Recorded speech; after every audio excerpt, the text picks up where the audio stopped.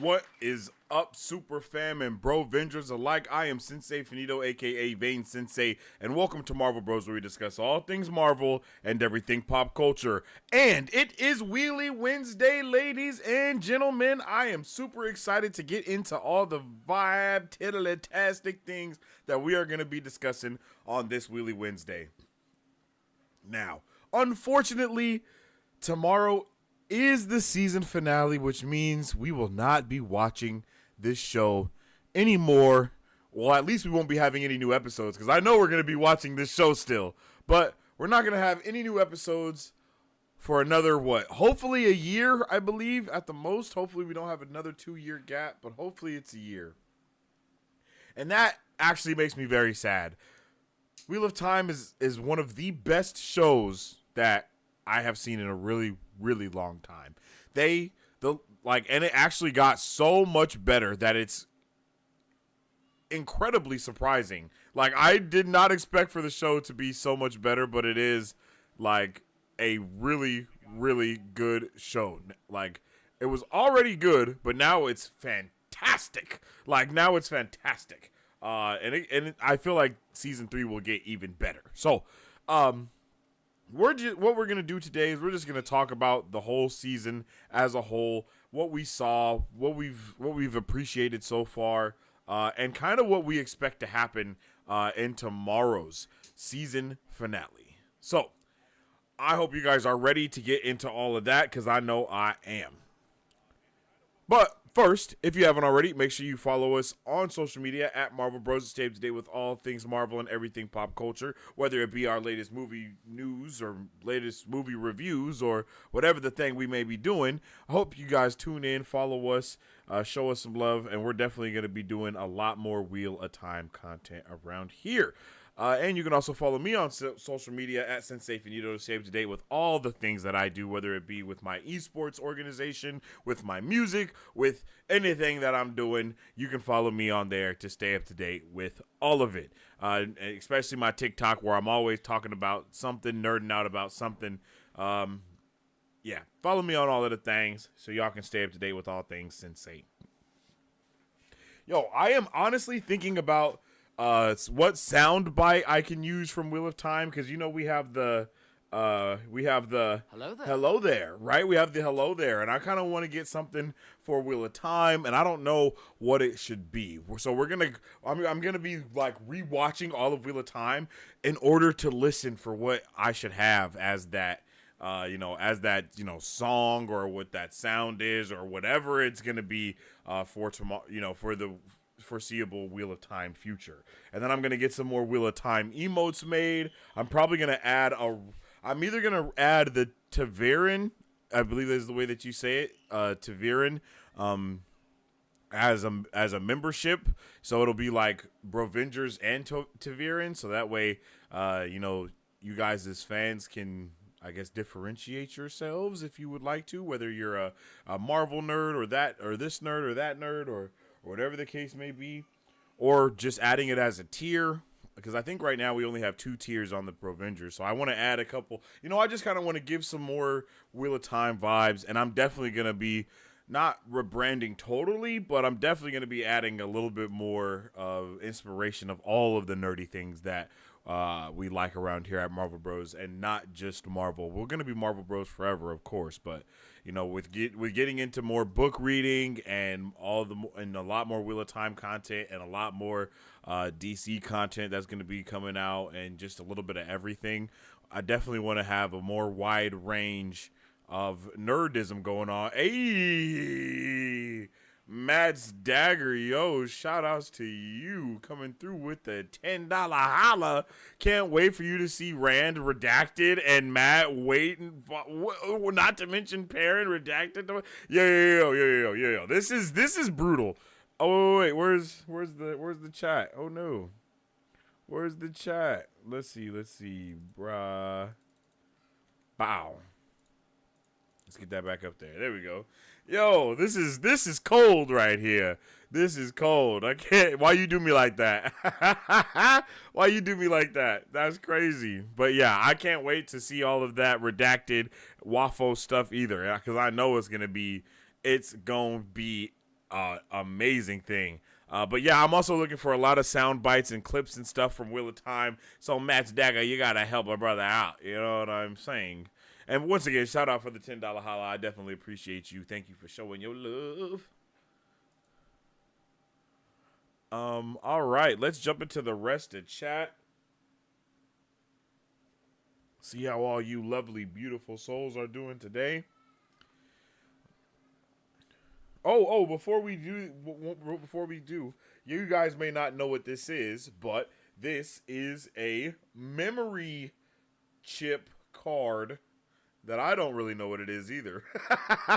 But it's to basically give me more storage on my PC, on my machine that I run at Marvel Bros from currently. I haven't been able to do clips. I haven't been able to download my videos and create podcasts and do all that stuff, because I haven't had any space on my PC, because of course this PC, my rig, is not just, but it's also my work PC, my gaming PC. I run like 3 businesses with this PC as well, so the storage gets caught up fast. But now I got a 1 terabyte storage card, so I will be able to post way more on everything. Okay, so you guys will be able to listen to these Wheel of Time videos and all this stuff back through a podcast, and it might be boring because you're gonna hear me ranting and rambling as I do sometimes, but hey, that's what we do around here. We rant, we ramble, we go crazy, we lose our minds, we nerd out, and we have a nerdy old time. So, I'm just hype about this. I'm gonna be putting this in, installing it today. I've been in a meeting. I've been meeting and working all day today, so I am a little tired. But hey, we're here, we're rocking, we're rolling, and I'm excited to get this installed tonight so we can get more clips going, get more of those podcasts out on Apple Podcasts, on Spotify, all that good stuff. And getting those videos out, everything. It's about to be a good time now. We're about to be able to take a big step forward across the board, and I'm excited about that. And it's all thanks to you guys. Definitely appreciate all the stuff that y'all, all the help and all the love and all the appreciation y'all have been showing. Definitely can't wait to keep expanding into new horizons and doing things around here, especially when it comes to Wheel of Time. I'm freaking pumped to be jumping into the Wheel of Time fandom head first. And I know a lot of people aren't able to watch videos, and people love to listen to podcasts too. So, I'll be able to trim the videos. Like I'll upload all of our watch parties that we've done for Wheel of Time, all of that stuff. All the Wheelie Wednesday stuff. All of it will be available through podcast form. We already have some podcasts on there right now, but I want to have all the new content, all the content of the year, all these Wheelie Wednesdays and everything. So that's going to be coming real soon, and I'm excited about it. Big things popping. And it's all for the sake of nerding out a little bit more and a little bit more. Let's see, where's our bet?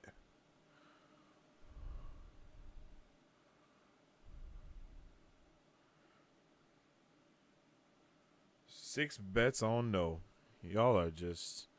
All right, let's jump into the chat, see how everybody doing. We Dragon Sworn are here and stand ready. Oh, wait a minute. Are we cooking today? Hold on. Watch the spears while the sun climbs high. Watch the spears while the sun falls low. Watch the spears. Who fears to die? What? No one I know. Watch the spears. No man I know. Yo, that's fire. Okay, we're cooking today. All right. Have you seen Taffy Bennington's Watch the Spears music video? What? There are covers. She has Hotel Convention Dance Party about Jordan Con as well. Oh, okay. Running on Dusty Wheel Time here. Guess we are rubbing off on Sensei. Hey, my bad. That's my bad. I was definitely in a meeting today. It was insane. Hopefully he didn't forget. We got things to discuss. Lots of things. Yes, we got lots of things to talk about. Let's talk about them all. Drop y'all things to talk about in the chat.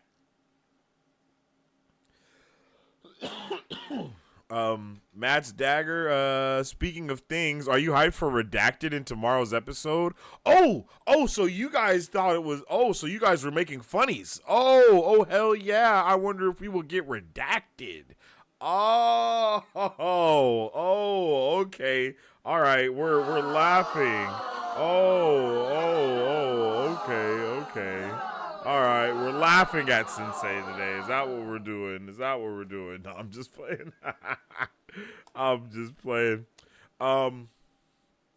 It would be cool, but not sure how they will pull it off. What? Unraveling the Pattern put out episode 7, Unraveling, about 30 minutes ago. Oh, well, look at that. I guess things worked out for the best, because I definitely wasn't. That's awesome. I didn't even know that. Sweet. It works out for the best. We wouldn't have had his video to react to.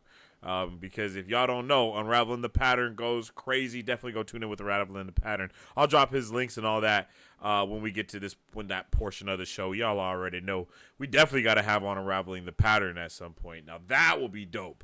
I'm going to continue doing Wheelie Wednesday even after the show is over. So if we can get him on the show, I would be hyped for that. That would be pump.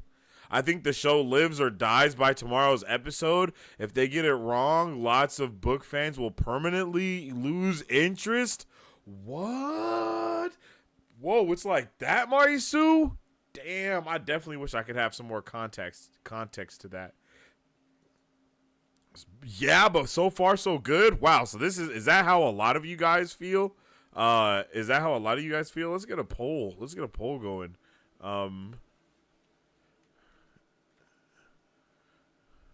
Let's see. What did you say, Marisu?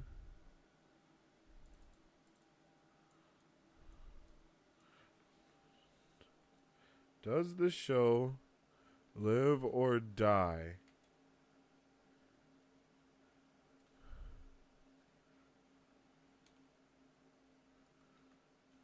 Depending on tomorrow's episode. Does the show live or die depending on tomorrow's episode?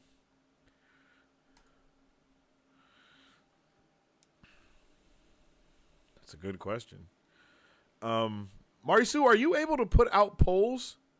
As mod, are you able to like add a poll? It should be at the bottom of your chat section somewhere. Like it should be a plus sign on your chat since you're a mod. Is that possible? No worries. Oh yeah, I appreciate y'all because I definitely was in here. The vibes are rising. Yo, I don't think I've told anyone hello yet. Yeah. Hello there. How you doing, Patrick? What's up with it, Patrick? How you doing, Marisu? How you doing, Matt's Dagger? How's the family doing? Oh yeah, that epic intro. Y'all like that intro? I love that intro, yo. I really do. I thought about getting different intro music for like different stuff, but that music is just so Marvel Bros. You know what I mean? So I think having the different intro video is what really makes it, you know, it sets the tone no matter what it is, whether it's Wheel of Time or Ahsoka or whatever. I think we're going to just start doing that for whatever show we're watching.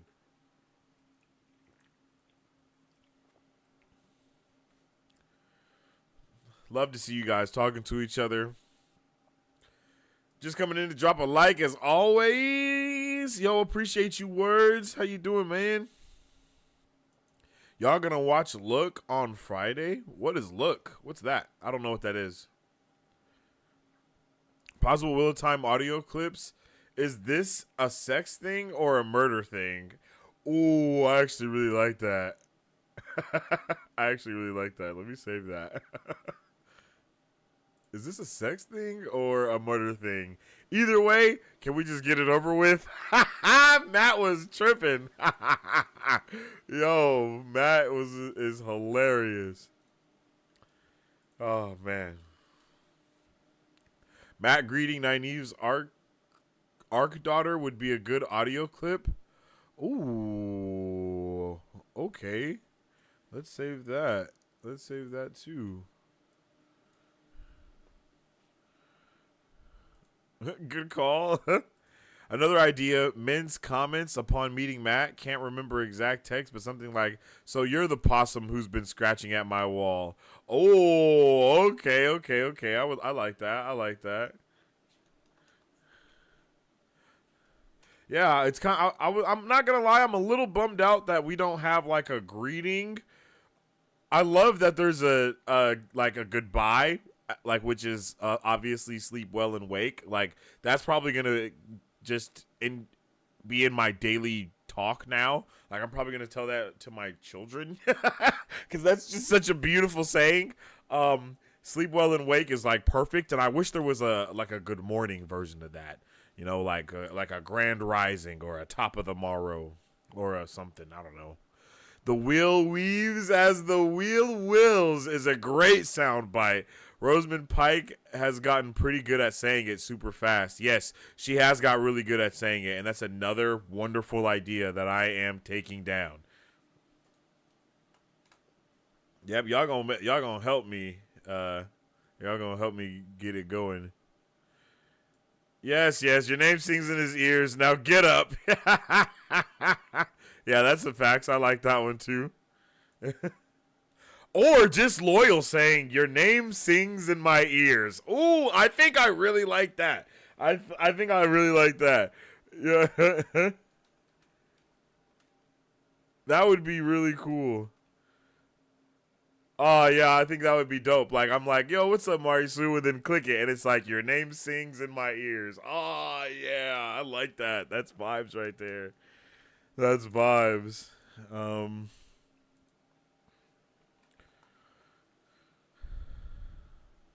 that's not how roads work. Finally, honestly, anything Lanfear says is usually pretty quotable. That's very true, Patrick. That's very true. You watching UTP's vid today? I ain't seen it yet. Yes, sir. You know I am. Come on, family. You know we gotta watch it together. That's what it's all about.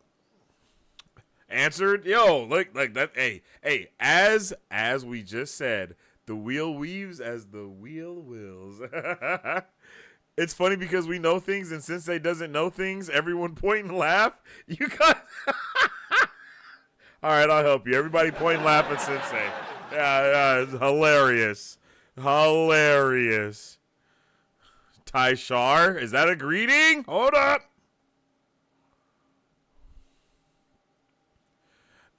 Based on everything we've seen so far this season, I'm confident that they're going to nail this finale despite how hard it is to do.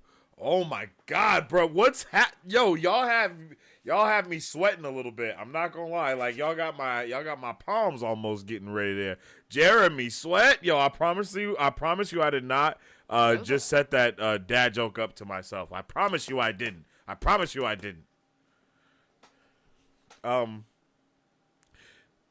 Tomorrow will not be just like the books. It will be good, but it won't be the same. Okay, so all right, you guys, here's my next question. All right, let's get a percentage. I need a percentage answer in the chat. Okay, so how much of a percentage do you need this finale to be like the book, or you're out? You know what I mean? Like, or not out, but like, okay, maybe not. Okay, I won't put it to that detriment of like you're in or out, but I'll say how much of a percentage do you want this finale to be like the book? And I mean, I know preferably you want it to be 100% like the book, but let's be realistic. Like, what is the percentage that you guys want this finale to be like how it was with the book? Because I know the finale that we got from the season 1 wasn't a lot like what you guys got from the book. I won't say we because I haven't read the books yet, but I know it's not a lot like what you guys got from the book. So what is that percentage that you want from tomorrow's episode and or need? You can even specify. You can say I want this percent, or you can say I need this percentage. You know what I mean? You can give me both percentage if that's better, because I know how particular you guys want to be. I answered yes because I believe it does in terms of like getting all the seasons, but I don't think it would kill it for me personally if they mess things up.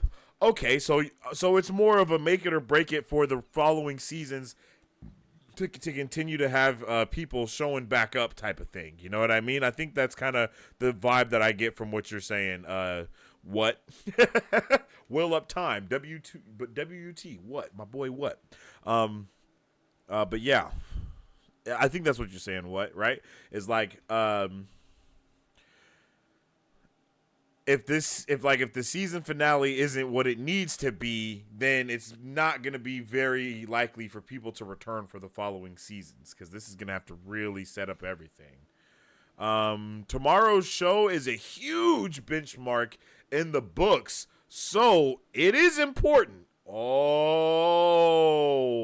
okay, Matt, I feel you.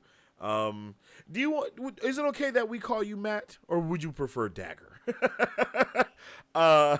Tomorrow's show is gonna shut up the book cloaks for good, hopefully. Can I please get a definition on book cloak? Because I'm pretty sure I've seen you guys say that before, and I'm not gonna lie, I think I just assumed that you guys were saying like white cloaks. But now, from the context, I guess you can say it's the people that read the book that are to the show white cloaks, right? Like, I think that's a good thing to say. I don't see anything like that looks like poll options. Would I have to be on desktop? You know what? That's a good question, and I don't know. I've never tried to do a poll from my phone before, so that's a really good question. But I feel like you should have the ability to do that. But it would probably have to be from desktop, because I know there is a lot of different things on desktop. I'm gonna send you a laptop, Mario. So we can't just have you on the phone. You know what I'm saying? Damn. What was I doing? Oh, I was trying to see. Yo, see that ADHD brain, baby.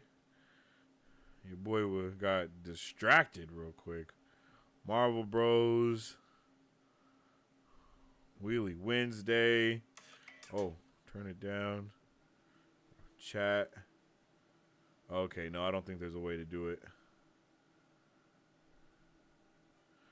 No, I think you can just, oh yeah, I think you can only just create clips and drop hearts. Oh, they added a super sticker thing to the phone now. That's cool.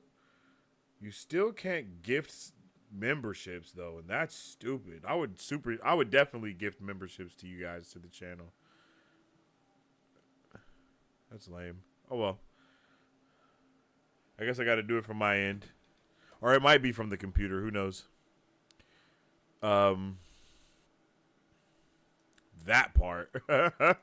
That will never happen, unfortunately. Aw, shit, the book cloaks sound like they really be set tripping. Are the book cloaks, like, is it serious for the book cloaks? I think I have came upon a couple of book cloaks in my Twitter, in my Twitter thing of just talking. Because I can't scroll through Twitter looking at Wheel of Time stuff because I know I'm going to find spoilers. So that's why I just kind of say stuff every once in a while. And then the Wheel of Time community always shows up and shows out. And I'm going to start doing that more after this season is over. And as I read the books and stuff like that. But overall, I haven't really ran into something too bad.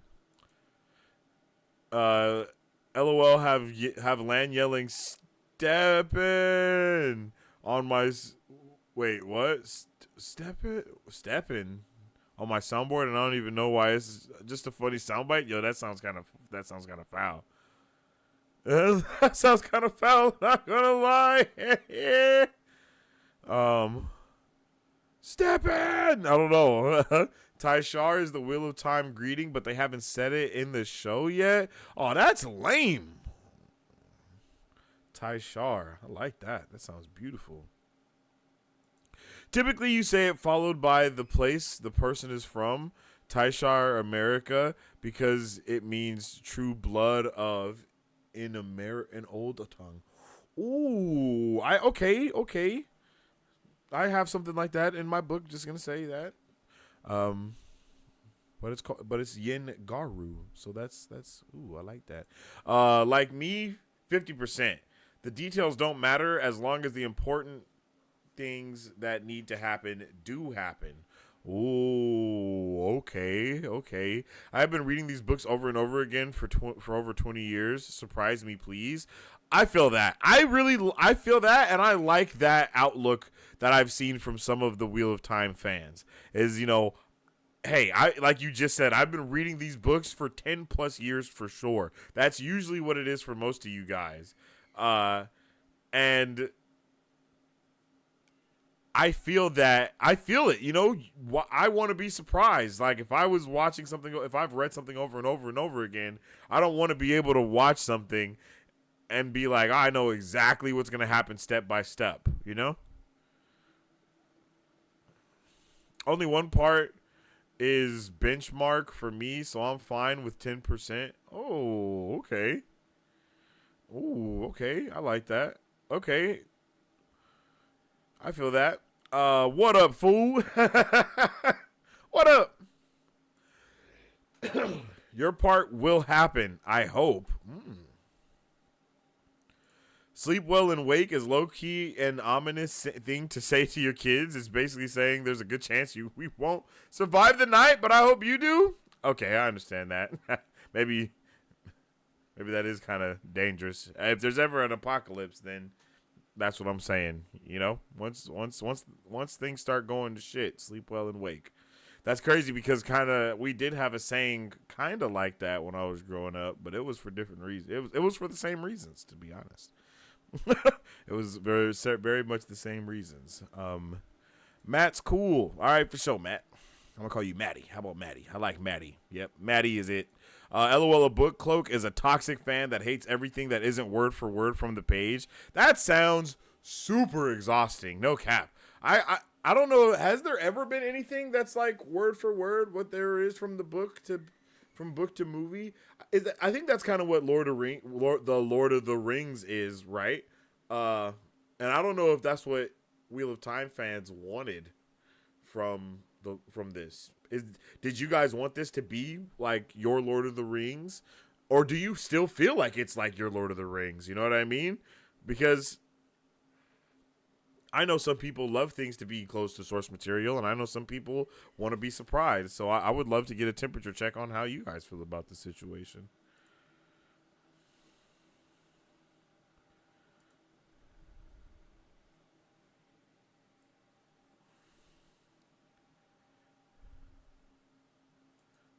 "100% book cloak is anyone who freaks when there is a change of anything from the books." Damn.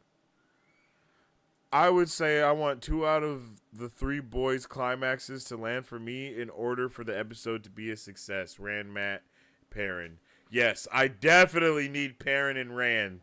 I'm not going to lie. Unfortunately, I'm okay with not getting Matt's climax to land because new actor, old actor had to, all the stuff that was going on. Just a shitload of things were going on there. So I don't expect his climax to happen just yet. And I feel like I remember someone saying last week that there's enough room to explore Matt's true story in season 3. I think it was Charisse that said that, if I'm not mistaken. But I do agree with that. I feel like give us season 3 to explore Matt more, because Matt had more of a light shined on him in season 1. Perrin had the light shined on him more in this season, and the next season we can kind of shine the light on everybody and give Matt the due that he needs. I'm super good for that.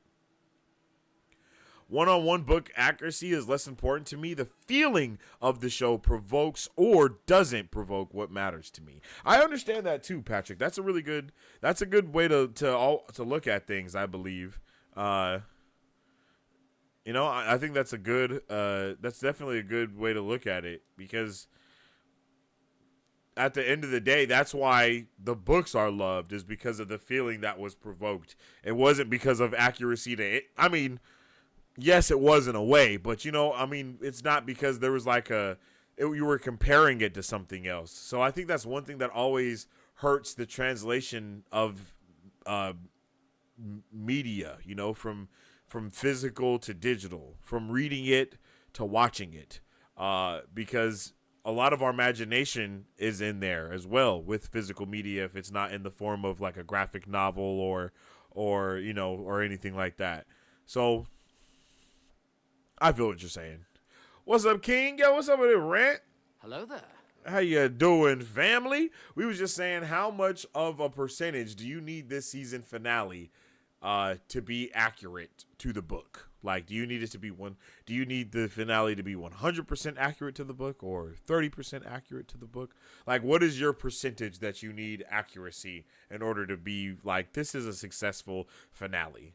What do you guys need to feel like this was a successful finale? I think the show just needs a good finale, since episode 6 was so strong that can uplift a finale that isn't amazing. I agree with that. They definitely went crazy with episode 6. I do believe that episode 7 was still a strong episode, but episode 6 was really fantastic, and it was good enough to be a season finale type episode, to where it's like we're just left on a crazy cliffhanger and never know what happens again. But I think we're on a good path to have a good finale. I'm not going to lie. The Shining miniseries is 100% book accurate and not good TV as a result. Oh, okay. I haven't seen that. I haven't even heard about that. But that sounds cool.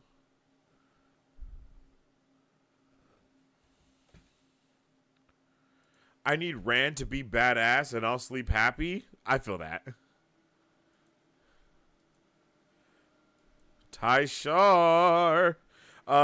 Some book readers speculate that the show may be moving an important book 1 Perrin moment to the season 2 finale.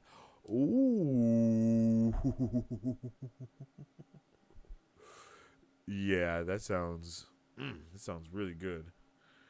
I need it. I need Perrin to have some badassness go down.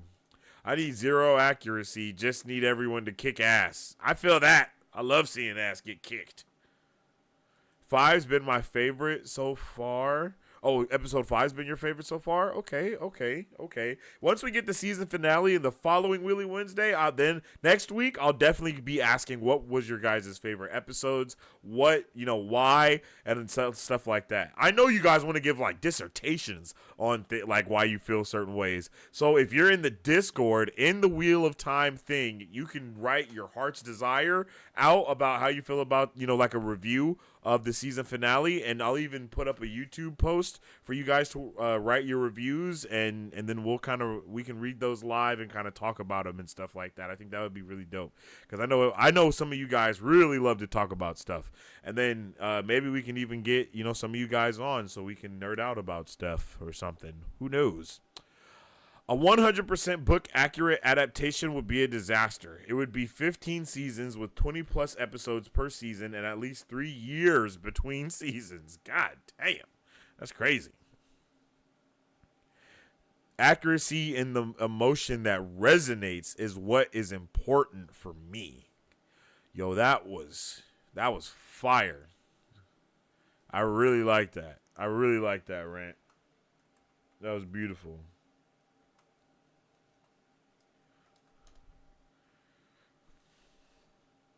I really like that rant. That was a beautifully crafted, beautifully crafted.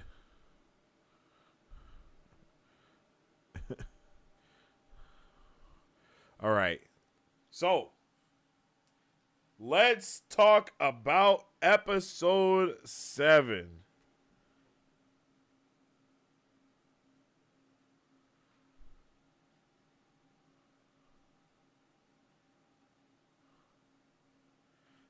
Oh my god, what the hell? Yo, my wife just sent me some wild shit. Why did I look at my phone? Why? Why did I look at my phone? I can't believe. What the?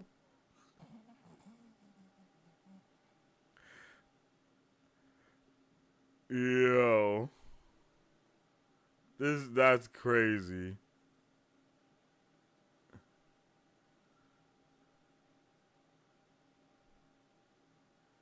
That's crazy. My wife is wildin'.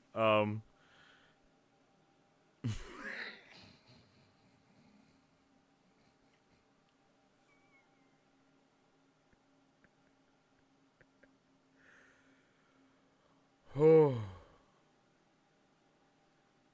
hmm. That's crazy. All right, I'm just my bad. Okay. All right. So to bring it back, I do that weekly on Wheel of Time, the adaptation here on YouTube. Wait, will you do what weekly? What is it that you do weekly, Matt, here on YouTube?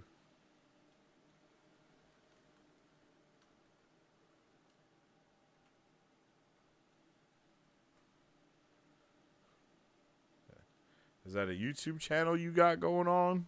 Let me know something. Hey, it didn't add your bucks, Rant.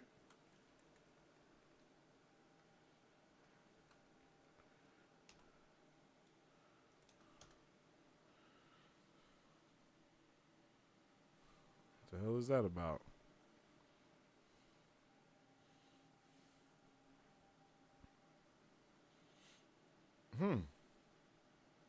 Oh, shit. Oh! Cloudbot was not on. There we go. Whoops.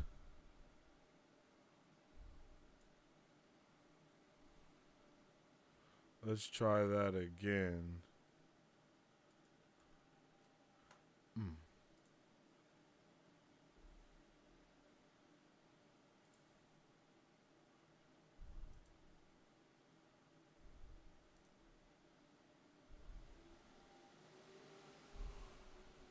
Unable to find rant. What?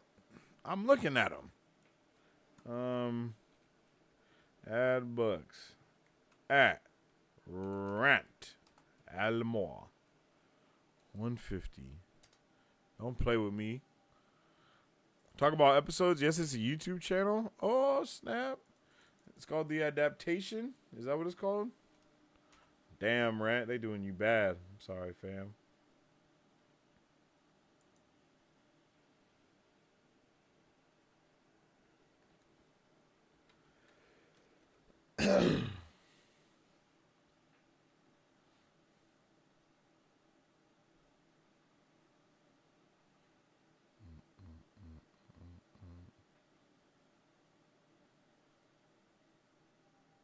I can't find it. Drop your link in the chat. Matt, drop your link in the chat. Drop your link in the chat. Drop your link in the chat. Maybe he's not subscribed. Damn, LBF. You pull up with the heat. That's what you're doing today, LBF? You pull up swinging? I hope you're having a good one, yo. Try doing at Rand's biggest fan. Oh, okay. Exclamation point. Add bugs.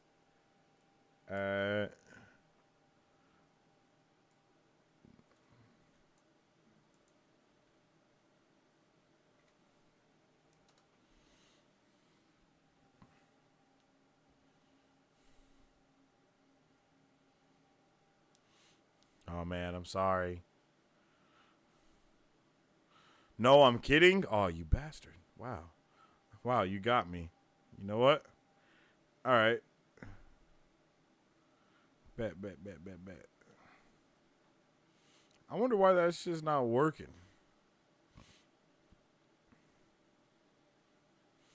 Let's see. I'm the only person without a YouTube channel these days. Hey, it be like that. Create one. Make one then. Or you just vibe out here with us. It's all good. Damn, Rant, why you got so many bucks?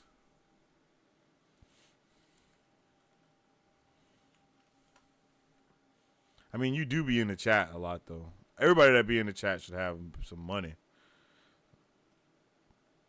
We got our boy Jamie Rodriguez at number 1. Matt's Dagger at number 2. Mari Sue at number 3. Rant at number 4. Yo, I forgot about my guy John Greaves at number 5. Mr. Morty at number 6. Andre at 7. Nighthawk at 8. Mike Davis at 9. And my boy Music City Soul at 10. Yeah, I think my boy John Greaves got mad at me when we were doing the Secret Invasion show, because I guess I was kind of tripping a little bit, but I don't think I was tripping that much. They was tripping off of the finale. They was tripping off that show hard. I was just trying to, add a little context. Everybody want to argue though. Everybody be arguing. Oh shit. Yo, I hope everyone has had a good Wednesday, good hump day. We got some W things to talk about today when it comes to episode 7 of Wheel of Time. Yo, we're about to watch Unraveling the Patterns, season 2, episode 7, explained. Dias Demar, I believe, Unraveled. Yo, I'm hyped for that. I'm hyped for that. I'm super excited. We got some pumped up things popping off. I think we're going to have a fantastic finale tomorrow. I definitely want to hear your guys' thoughts. I know you guys will probably start talking more about what's going on as we get into the unraveling. You know what I'm saying? Because that's usually how it goes. We start talking about specific moments because we're paying attention to specific moments. So I'm excited to get into that and get it popping. So I've kind of already talked about this a little bit, but I'm going to talk about it. I'm just going to keep saying it because I just want you guys to remember that even though tomorrow is the season finale, don't forget that we will be continuing Wheel of Time content here on the channel. I almost what was it called? I was trying to think of something like Bros of Time or Wheel of Bros, but all of that stuff sounded really weird. So, I don't know. But we will continue to do Wheelie Wednesday, though. For the rest of the month of October, we're going to continue to talk about the show, talk about the episodes, talk about everything that's going on so far to this moment. Maybe get some of you guys on. Maybe get, try to get Unraveling the Pattern on if that's possible. Or anybody, anyone that wants to talk real time. Maybe we can get like a big discussion going one day or something like that. I don't know. And then once we get into November, that's when we will start our book club for Wheel of Time, book 1. So I'm excited. I'm pumped about that. It's going to be a really fun time once we get into November, because the book club is going to start. And then we'll continue that on Wednesdays. Wheelie Wednesday will then turn into book club in November. And then we'll just kind of go, I think we said like 4 or 5 chapters at a time, and just kind of go through the book and then have a good old time with that. And then, yeah, I think that's all going to be really fun. I think we're going to have a good time. And I know a lot of you guys have been itching to kind of read the books again if you haven't. So I'm really excited to get into all of that all those good vibes. You know what I mean? Watt Bros. Ooh. Watt. Is that Watt? Is that still Watt? Like, do y'all say Watt, or do you say like Wheel of Time still when it's abbreviated, Because like with MCU, it's like MCU. You know what I mean? So it's like Wheel of Time, when you put it abbreviated, is it Watt or is it like WOT? Like how do you guys differentiate that? Dias Damar was an inspiration to George R.R. Martin's Song of Ice and Fire. Ooh, got. Because like I don't think anyone says got. I think people say Game of Thrones, right? I don't think I've ever heard anyone say got, but they abbreviate it GOT to not have to put the whole thing.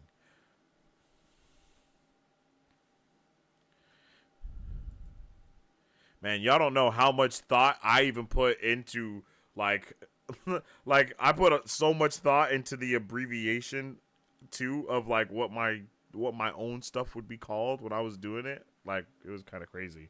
I was like, okay, what is like the Lord of the Rings is TL whatever, LOTR, right?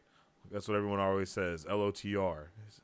Like all of that stuff, just the way it looks, all of it. I love that. I love nerding about stuff like that. I don't know why. And it's such minute details, but I feel like it all rocks and matters. Yay, book club. Yeah, everybody get excited for book club. We're going to start Wheel of Time book club. Are you reading all books or just up till the seasons? Only up till the seasons, Don. And what is up with it, Don? How you doing? Hello there. Yeah, but only up to the season. So I'm going to definitely read all of book 1. And then I think we can also read book 2 from what I've got from you guys in the chat. So from what I've got from you guys in the chat, I can read up until book 2 because book 3 is where we're kind of teasing, we're kind of teeter-tottering back and forth with book 3 in season 2. Hell yes, another reread. We say what like what, not like Wheel of Time. Okay, so like what? Okay, for sure. What? Bet. Betting is open. Do you think if we don't get this answer tomorrow, I'll be very sad. I'll be very sad if we don't get this answer tomorrow. But I think we will. I think we hinted towards this answer already. And I know you guys are like, Sensei, we're never going to get that answer. It was a crazy bet from the beginning. What are we going to do if the bet doesn't come through? If we don't get an answer, does that mean technically we didn't get the answer? Well, yeah, I know what y'all going to say.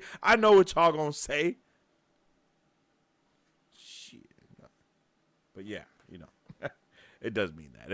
If we don't get an answer, then the answer will be no. And then everyone that voted no will get their payout. But if we find out next season that she is in fact the one that murdered, I'm holding everyone hostage. I'm just letting it be known. For example, people write rewatch as rewatch sometimes, so can be used both ways. Yo, how am I just now finding this out? I would have definitely been putting watch parties instead of watch parties. Y'all holding out on me? After everything we've been through, y'all holding out on me? Is that what's happening? It's the Wheel of Time, so technically we should say twat. Yeah, I guess you have a point. I guess you got a point, Marisu. How long have you been holding on to that joke? I need to know. I'd say book 3 is also safe personally because you ain't going to get it till long after you get book 4 stuff. Wait, what? I'd say book 3 is also safe.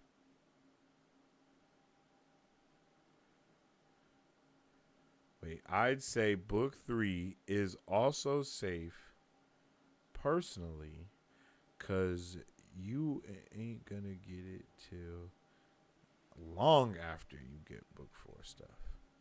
I think I understand what you're saying. I'm good and I'm glad. Hey, let's go. Let's go, Don. Book 2 is for sure the limit. Okay. Twat, that's a channel as well. The Twat Cast. Oh. Okay.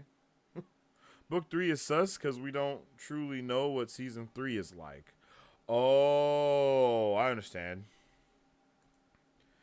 Some of us call show OnlyFans watchers. Oh. Ooh. From watcher to reader. That might be the book club. The book club title.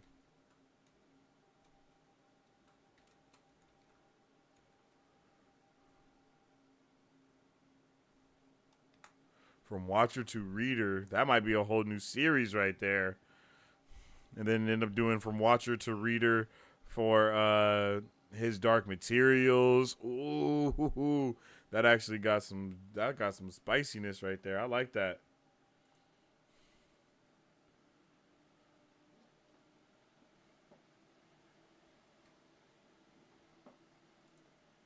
Yo, that's definitely about to be a whole new series on the channel of nothing but new book club stuff.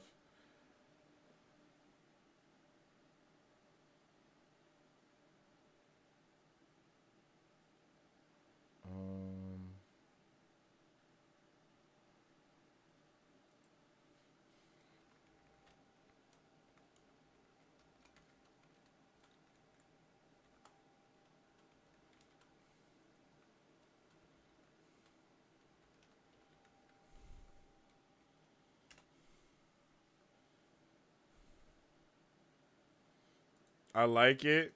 Him just nah. Yo, y'all are killing me with these corny jokes, yo. That is hilarious.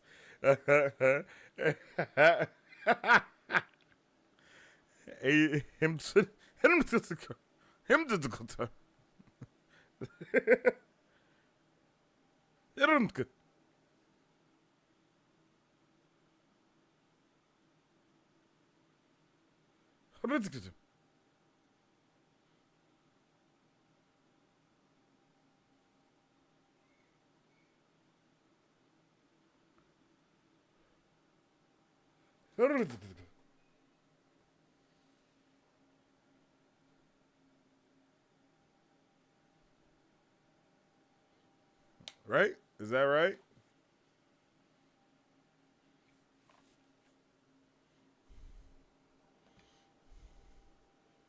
I'm pretty sure is the right way to go. Arosa, what's up with it? How you doing? Welcome to the chat. I think book 3 is safe. Likely they won't adapt all of those plight lines, and if anything is spoiled, it will be minor. Rand will be declaring himself in the Sky of Falm tomorrow, so we hear. Yeah, for real. They've said that a lot. And I am really down for that. Like, I can't wait to check out what we get in the finale. I'm super pumped for tomorrow's episode. Like, for all intents purposes, the way I feel is like for real, how I feel is tomorrow is Revenge of the Sith. Like, that's how I'm feeling about tomorrow. Like, we're gonna get, it's gonna get spicy.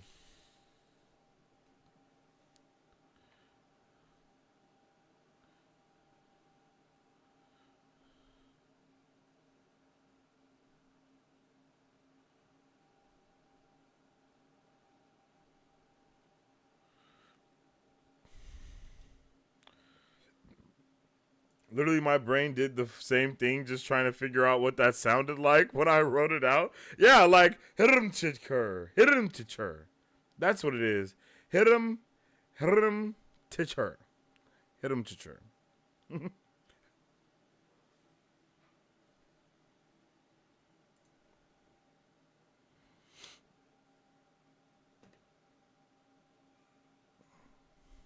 Okay.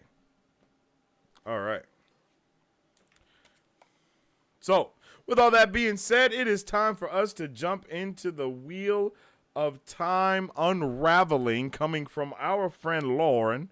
And Lauren is definitely a GOAT when it comes to these explained videos. Me as a huge nerd,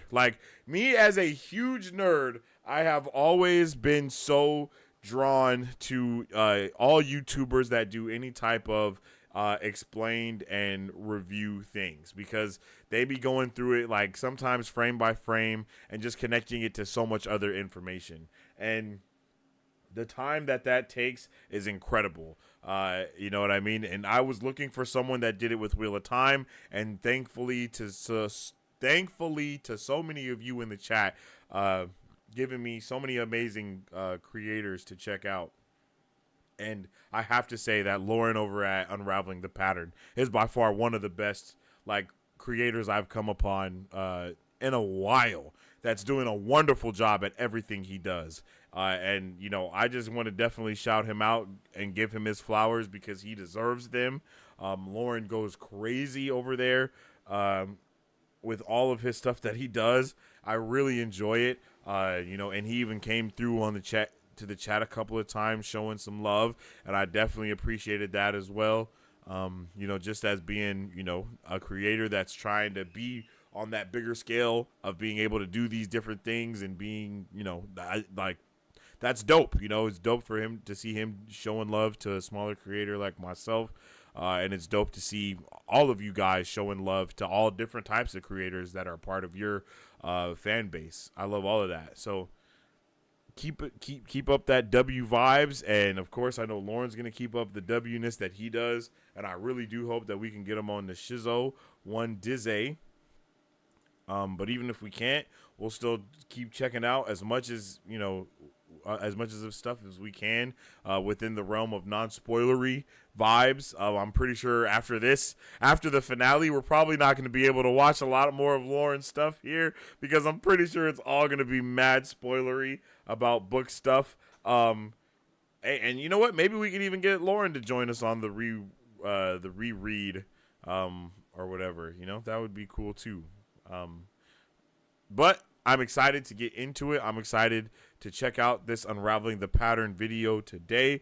But before we do, make sure you guys get ready for this video by grabbing you a little snacky wacky, or maybe just, you know, I don't know, grabbing you a little bit of popcorn.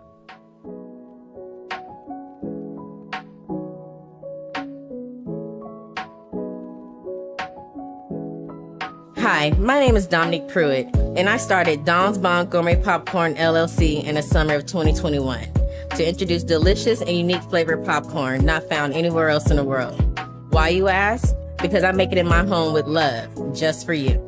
We offer over 10 flavors and are continuously creating new flavors that can be customized to any color or taste, for your next event, party, or fundraiser. So go find yourself to our website and find a bombastic flavor of popcorn at donsbombgourmetpopcorn.com, or you can also follow us on Instagram or Facebook at Don's Bomb Gourmet Popcorn. That is right. So make sure you go show some love to Don's Bomb Gourmet Popcorn for all the gourmet popcorn that is bomb gourmet and, of course, made by Dom. All right. So before we get into it, y'all already know, like I said before, go show some love to our motherfucking bro. Go show some love over there to Unraveling the Pattern. Our boy Lauren. Obviously, we're going to drop links all in the chat.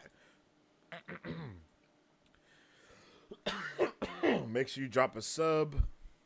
Make sure you drop a like. All that good stuff. And, of course, go watch the video on your own time. Y'all know that watch time matter. Y'all know that watch time matter. If you ain't seen it yet, just go throw it on in the background while you here and we watching this. It ain't going to hurt your bandwidth. It ain't going to hurt your bandwidth. You got it. You got it. All right. I mean, if you're on a PC, I guess that's the only way that you can do that. And I know a lot of you guys aren't, so my bad. But yeah, let's get it on.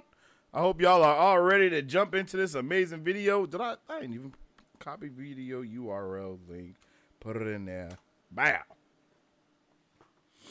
All right, ladies and gentlemen, I hope you all ready because I know I am. Without further ado, let's jump into Lauren over there at Unraveling the Patterns video of Unraveling Season 2, Episode 7 of Wheel of Time. Let's get it on. Bruh, that was crazy amazing. Oh no. No sound. I'm so sorry, you guys. Let me bring the audio back. There we go. Take 2. Bruh, she brought her A game. Thank you. Thank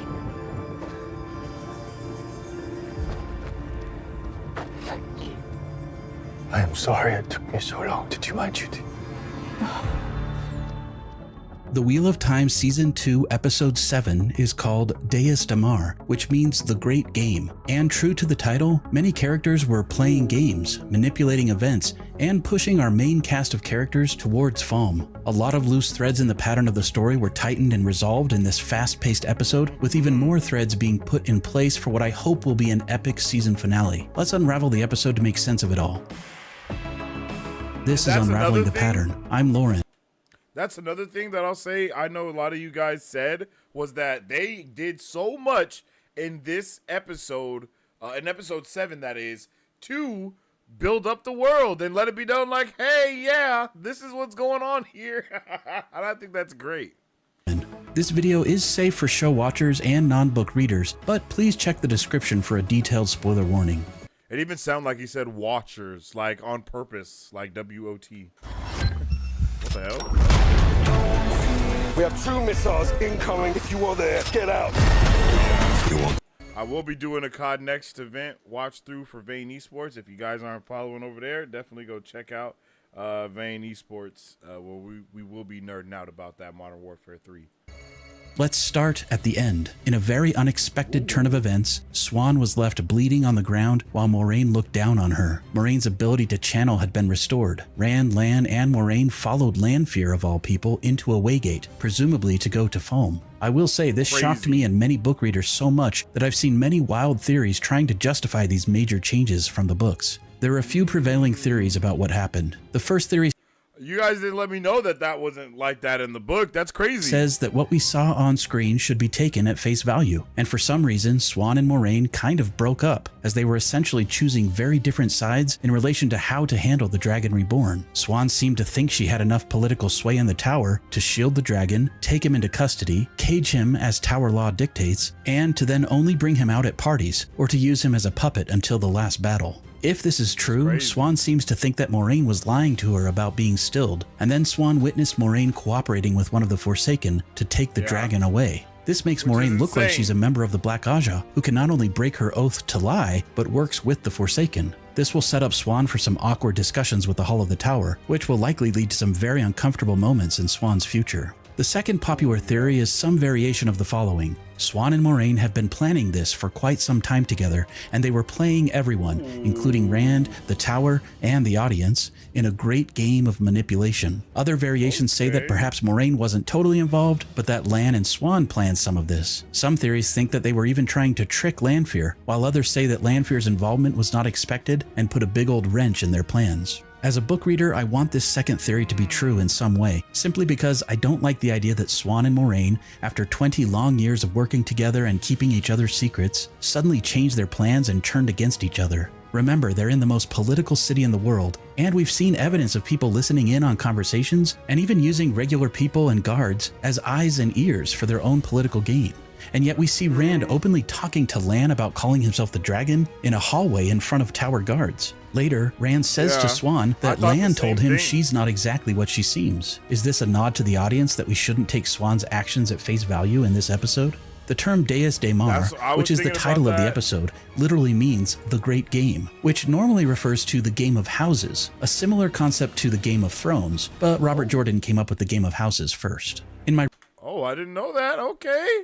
All right. Yo, we cooking. Yo, I'm telling you, Lauren be in there whipping it up. Chef Lauren up in here, yo, already. We are only 3 minutes and 26 seconds in, and I have got so much information. Yo. Y'all got to make sure y'all go and drop a like, okay? Go drop a like on this video. review of this episode, I said I was disappointed that we didn't see more of the Game of Houses from the books. In Book 2, Rand burns letters from various lords and ladies, and through a series of accidents, he becomes a major player in the political climate in Cairhien. He leaves the city in political turmoil. We really didn't see much of that in the show, other than some minor bits of politics between Rand, Anver, and her son Barthanes. However, it occurred to me that the title Deus de Mar isn't really referring to the Game of Houses, but rather to the Great Game in general, a bigger picture version of political manipulation, intrigue, and smokescreens. In the books, we learn that while Cairhien is the most deeply expected to see a little bit more of is a little bit more politics going on. I'm not gonna lie, I did.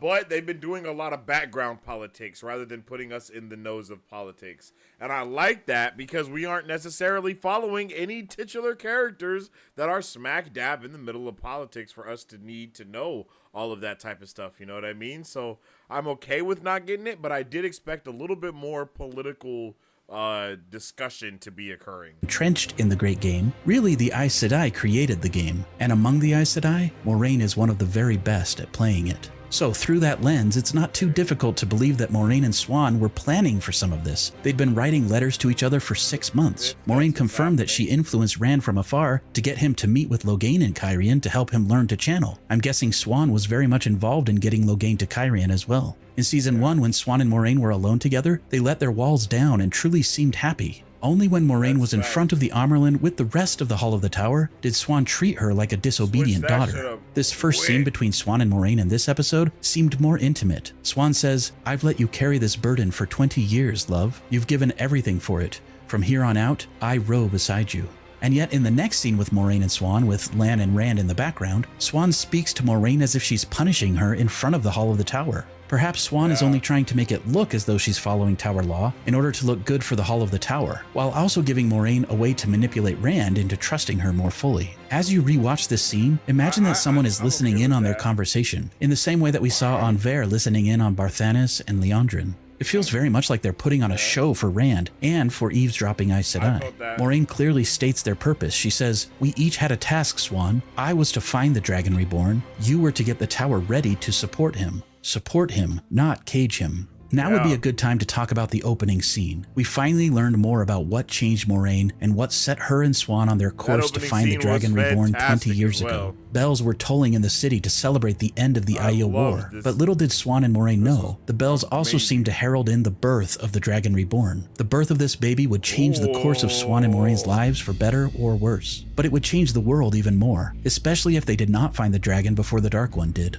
Moiraine and Swan were so happy and carefree, but it all fell apart when they overheard a prophecy, or foretelling, from an older blind Aes Sedai named Gitara Moroso, who saw a vision of the birth of the Dragon Reborn on Dragonmount. Gitara's foretelling was so strong that she died after seeing the vision. This set Moiraine and Swan on a secret mission to find the baby that was born on the mountain. True to their Aja, the Blue, they dedicated their lives and sacrificed so much for a cause that they felt was bigger and more important than their personal hopes and dreams. Knowing this makes this scene from season 1 even more meaningful. Look at that though. Look at how quick and sacrificed so much for a cause that they felt was bigger and more important than their personal hopes and dreams. Immediately they knew their life was forever changed. I love how much emotion these actors are putting into this performance. It's insane. Knowing this makes this scene from season 1 even more meaningful. In a way, Swan is not speaking to Nynaeve and Egwene. She's speaking to younger versions of herself and Moiraine when she says, "I know what it is to feel you deserve something different than what this life gives you. To wonder why you couldn't just stay at home, love the people you love, grow old with them, protect them, support them." Threads weaving in and out of the pattern without consequence. But the truth is, the two of you have been called to greatness. The fate of all of us rests on you now, on the decisions you make in the coming days, on the strength you find within. Later she says, "The wheel does not care if you are young or afraid, petty or weak. It certainly doesn't care what you want. The wheel calls you to this, whether you can bear it or not. The last battle is coming. What any of us wants now is meaningless. The only thing that matters is what you do." Despite the fact, bruh, Lauren's cooking still by bringing up that. Yo, hey, look, I would have yo, that's so true. It just adds so much more depth. Oh my God, the writers in this show was just bruh. This show is so fantastic. I can't wait to watch it again before I read it. I can't wait to rewatch this show before I read it. Oh man. We're going to have to do a watch party marathon. That Moiraine was raised as a lady in Cairhien and knew how to truly play the great game, she went out into the world to find the dragon, while Swan, a humble fisherman's daughter with no privilege or political experience, climbed the tower's corporate ladder and eventually made her way into the highest position in the tower and in the world and became the Amarlin seat. After 20 long years, Moiraine finally found the dragon, but she'd become so good at keeping secrets that she didn't even share all of her ideas with her warder or with Swan.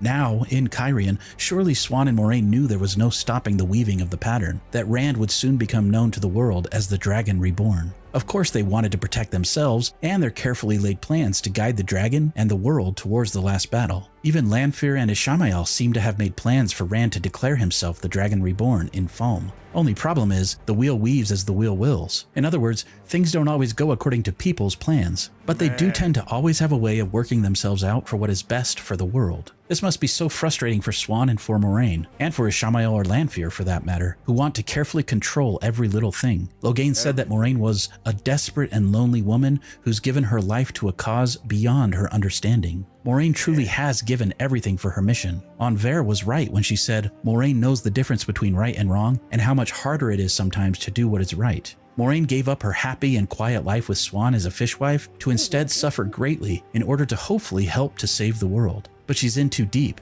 and doesn't fully know what she's gotten herself into, as Logain suggested. And Moiraine has mistakenly taken her burden upon herself without allowing others to help. I love that Moiraine got so much support from so many people in this episode. Not only did Swan tell her that she would row by her side, but we saw Lan stepping up and doing his duty to help her. And we saw Varen and Alana and her warders all working to help her as well. Amazing. I loved hearing Alana say, "You're not alone in this any longer, sister." Moiraine doesn't have to do it alone. For the first time, Moiraine seemed to finally trust others. We even saw her smile, which we really haven't seen at all this season. I love that Moiraine said to Rand, "I trust you." This is some major character growth for her, and then she literally and metaphorically opened her heart to let Rand in so that he could remove her shield to restore her power. How cool is that?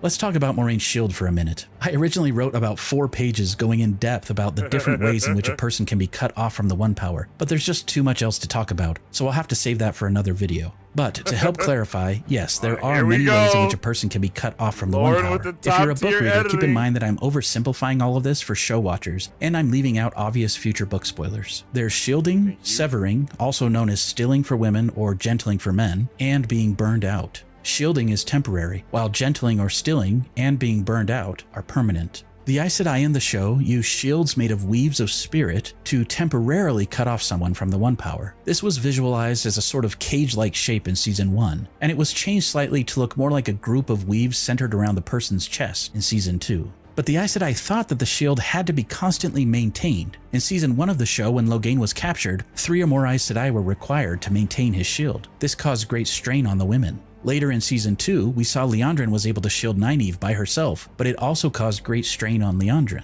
Rand, who is supposed to be more powerful than Logain and Nynaeve, was easily shielded by just one Aes Sedai, first by Swan, and later by Lyanna Sedai, and after that Varen Sedai, who let Rand free from his shield eventually. There's been some confusion about how one person could shield Rand, but this was explained in a roundabout way. Right? Swan asked Rand how many times he had channeled, and he said not many, not deliberately. In other words, Rand was inexperienced, and Logain had years of learning weaves. Logain pushed against the shield and was even able to break out of it. Eventually, with time and practice, Rand should be able to do the same thing. However, the more people there are maintaining the shield, the more difficult it is to break free. Even 6 or 7 of the weakest Aes Sedai together can easily maintain a near unbreakable shield around the strongest channeler. Severing, also known as gentling or stilling, is permanent. Not only are they cut off from the one power, but their ability to channel is sort of surgically removed. That's what was done to Logain in Season 1. So what exactly happened to Moiraine? At the end of Season 1, Ishamael was so powerful that he was easily able to shield Moiraine by himself, but he used a special trick from the Age of Legends that has long since been lost to the Aes Sedai.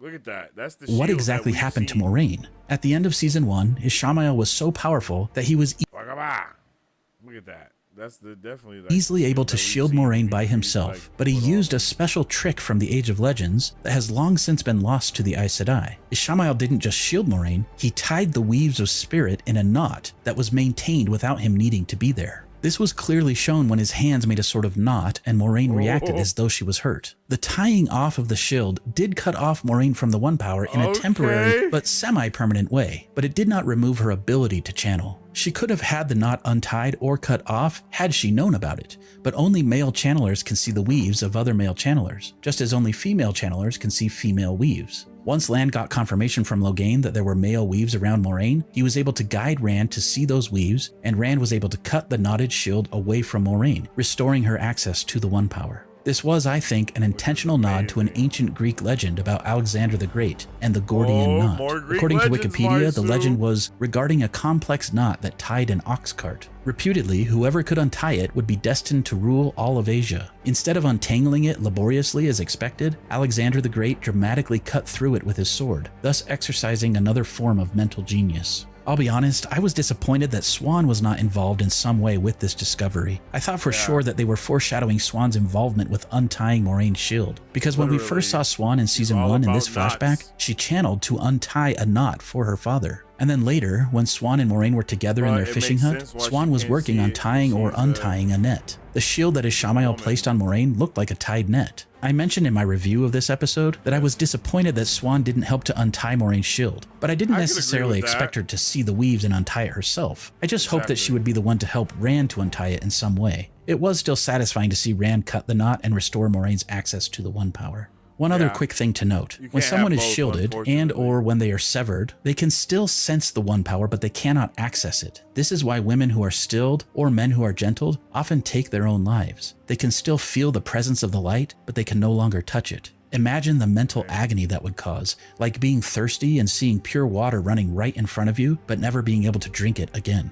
When Lan was trying to help Moiraine, he found records of only 2 women in history in the tower who were cut off from the One Power who did not end their own lives. He asked Moiraine if she felt at any time in the last few months like she wanted to take her own life, and she said, "No, I didn't, not for 1 second." Then Lan smiled. Now, the last thing I want to do is trivialize the concept of self-harm or mental issues that lead to someone taking their own life. This is a very serious subject, and I hope that if you're watching this and you have feelings of depression that could lead to self-harm or a desire to take your own life, that you will seek immediate help. In the US, you can text or call 988 for help. Please seek help. You are wanted and loved, even if you don't feel like you are. Suicide is not the answer. Outside of the US, please Google suicide hotline to find someone to whom you can reach out. What I will say... Facts. I agree with everything he just said. That's why I was just letting him speak. I stand by all of that, and we'll rewind it and listen to watching him this again. And you have feelings of depression that could lead to self-harm or a desire to take your own life, that you will seek immediate help. In the US, you can text or call 988 for help. Please seek help. You are wanted and loved, even if you don't feel like you are. Suicide is not the answer. Outside of the US, please Google suicide hotline to find someone to whom you can reach out. What I will say is that when I first watched this scene with Lan, I was very pleased by how this was handled, because I saw this as someone who was just concerned for the well-being of their friend. I didn't see this as some sort of detective work that Lan was doing to prove a theory to himself that perhaps Moiraine wasn't stilled after all, but only shielded. To me, it trivializes this complex subject a bit if we look at this scene through the lens of Lan just doing some detective work. When Lan smiled after Moiraine confirmed to him that she never thought about taking her own life, I saw this as a loving gesture from a deeply concerned friend who was relieved to hear that she was safe from herself. Yes. After all, she could not lie because of the 3 oaths. And seeing Lan smile made me tear up a bit because he truly cares about Moiraine, despite the fact that she had been treating him terribly. I love this because it shows how a real friend should act around someone with mental health issues. That being said, if this was just Lan following a hunch, I'm kind of okay with this too, because Moiraine did say that she never thought about hurting herself. But the important line here from Moiraine is that she says she didn't think about it because protecting Rand, guiding him, that is the only thing that matters. More than me, more than you, more than anything. We learn in the books that one of the only ways for someone who is permanently cut off... Moiraine definitely has not been playing about Rand from the beginning. And that's one thing that we can all agree upon. I know I'm always talking about how she is definitely the cause of a lot of deaths in this show. And she kind of is, not making the best decisions along the way. But she's not worried about the repercussions of her actions. All she's worried about is what she can do to make sure that Rand is safe, because he's the Dragon Reborn and he needs to save the world.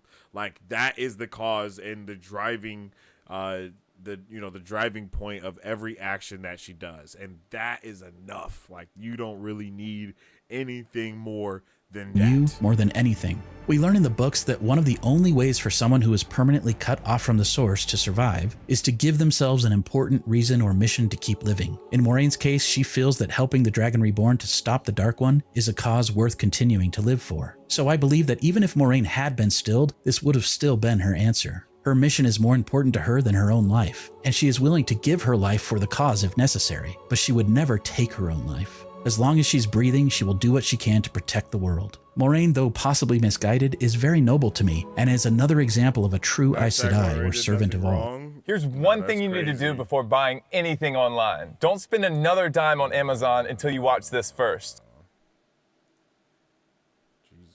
Finally learned another example of a true Aes world. Moiraine, though possibly misguided, is very noble to me, and is another example of a true Aes Sedai, or servant of all. And as I said, she seems to have finally learned to open her heart to others. It seems that Rand is learning some of the same lessons. Lan mentioned that Rand was not thinking clearly when he pushed his friends away. Rand said, "I left to protect the people I love." And Lan responded by saying, "Don't be so selfish. You were born to protect this world, every person in it, not just the ones you love." Lan's implying that pushing people away, something he's had quite a bit of experience with lately from Moiraine. I was going to say, definitely showing how much he has learned from Moiraine also. Not just, it's not just that, but it's also that he's learned that, like we were just talking about Moiraine, there is something bigger. There is a focal point that's here. Like, we have something to do. We came here to do something. We came here to discuss something. You know what I mean? Like, it ain't just all shits and giggles. Like he said, don't be selfish. You're not just here to save the people you love. You're here to save everybody. Everybody. is not helpful to anybody. We need each other. Rand told Swan he was tired of being a spoke in the wheel, but Swan told him he's so much more than a spoke. He's the water that turns the wheel itself or dashes it to pieces. As I've said before, Rand... And it was super interesting for me to hear her say something so beautiful and inspirational and then immediately try and, wrap them up. is tied to the Wheel of Time itself. They've been clear about this season. His choices have more impactful consequences than anybody else in the world. If the dragon breaks, the world could break. If the dragon accepts his duty as Lan told him to when he said, "Whatever comes, face it on your feet," then perhaps Rand and the world can defeat the shadow. What if the wheel actually weaves as the dragon wills? In a way, I think Moiraine has come to accept that she is just a small thread caught in a torrent who can only surrender her will to the weaving of the great pattern. Moiraine knows what is right. The right thing to do is to team up with the Dragon Reborn, even if that means he's temporarily working with one of the Forsaken. I'm not sure that Swan wants to accept that. A third theory about this strange ending between Moiraine and Swan is that perhaps Swan was not in full control of herself the entire time. The show has been planting seeds about... That's kind of what it seemed to like to me too, right? Like Swan wasn't in full control of the actions that she was doing. Especially because of, to me, it just seemed like we were going to such different Moiraine has come to accept just back and forth. Like from one moment we're here, and then the next moment it's like, nah, it ain't. You know what I mean? Like, no, we're not there anymore. From one moment we believe in each other, she's being helpful and inspirational, and then the next thing we know, she doing this and she ready to, smack somebody, murder somebody. And it's like, is this the same person that we see we were just with and talking to? I don't know. It just definitely stood out to me that she was going from hot to cold, from scene to scene. It felt like from one moment to the next, she was going from hot then to cold, from yes then to no.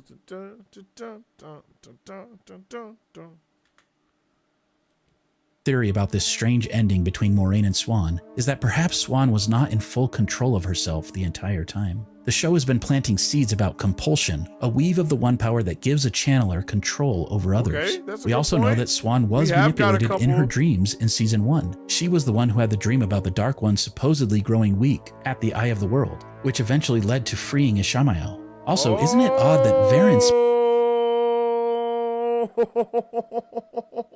Snap.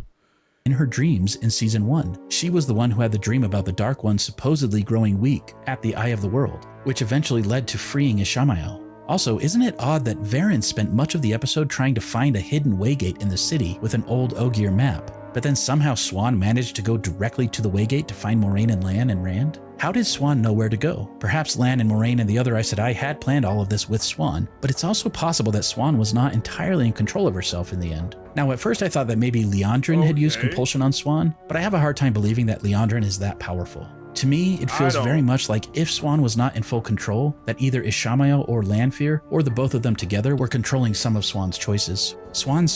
Yeah, because the reason why I don't feel like that's too outside of the realm of possibility is because I'm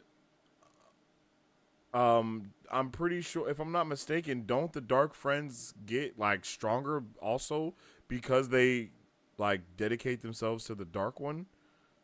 So doesn't that make her stronger? Or am I tripping?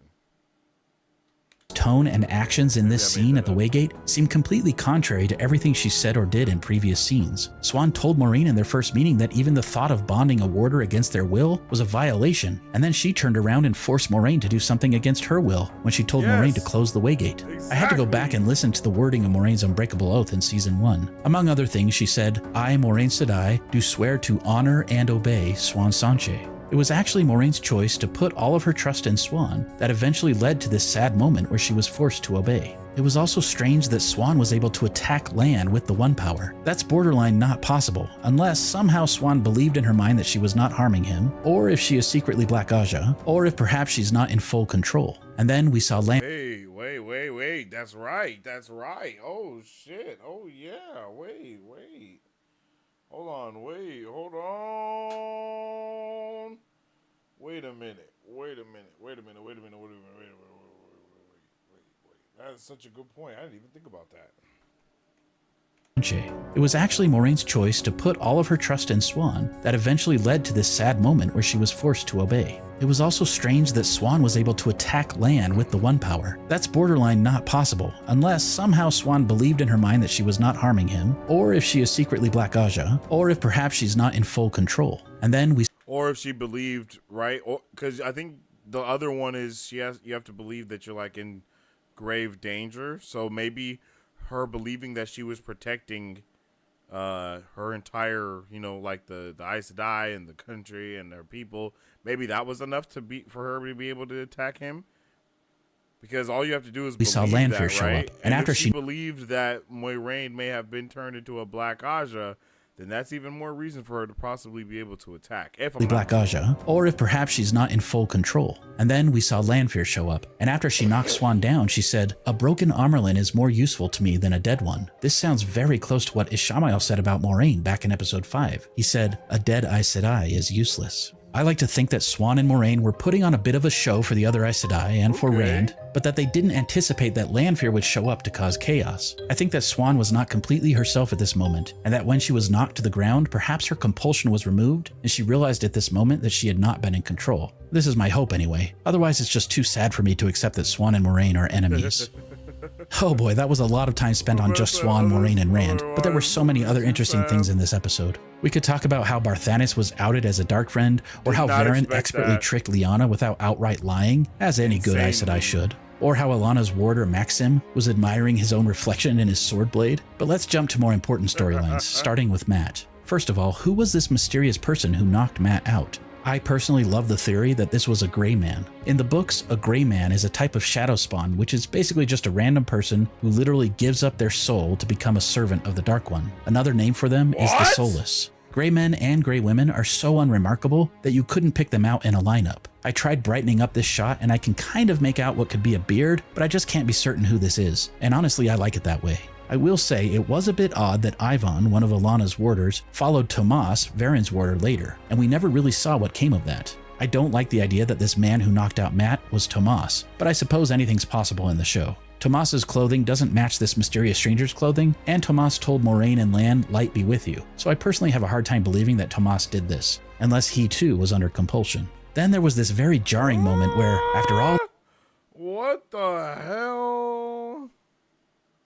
Cause that's a beard for sure right there, G.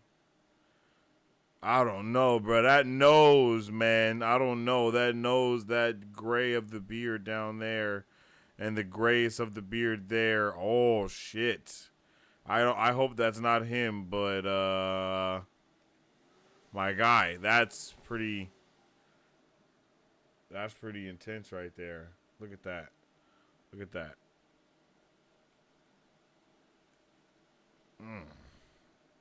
Yeah, that's pretty intense. I don't know what to say about that. Later, and we never really saw what came of that. What happened with Yvonne? I don't like the idea that this man who knocked out Mat was Tomas, but I suppose— I don't know, man. I wish he would have used the highlighted one for this scene right here. Hold on. Cause it's that beard.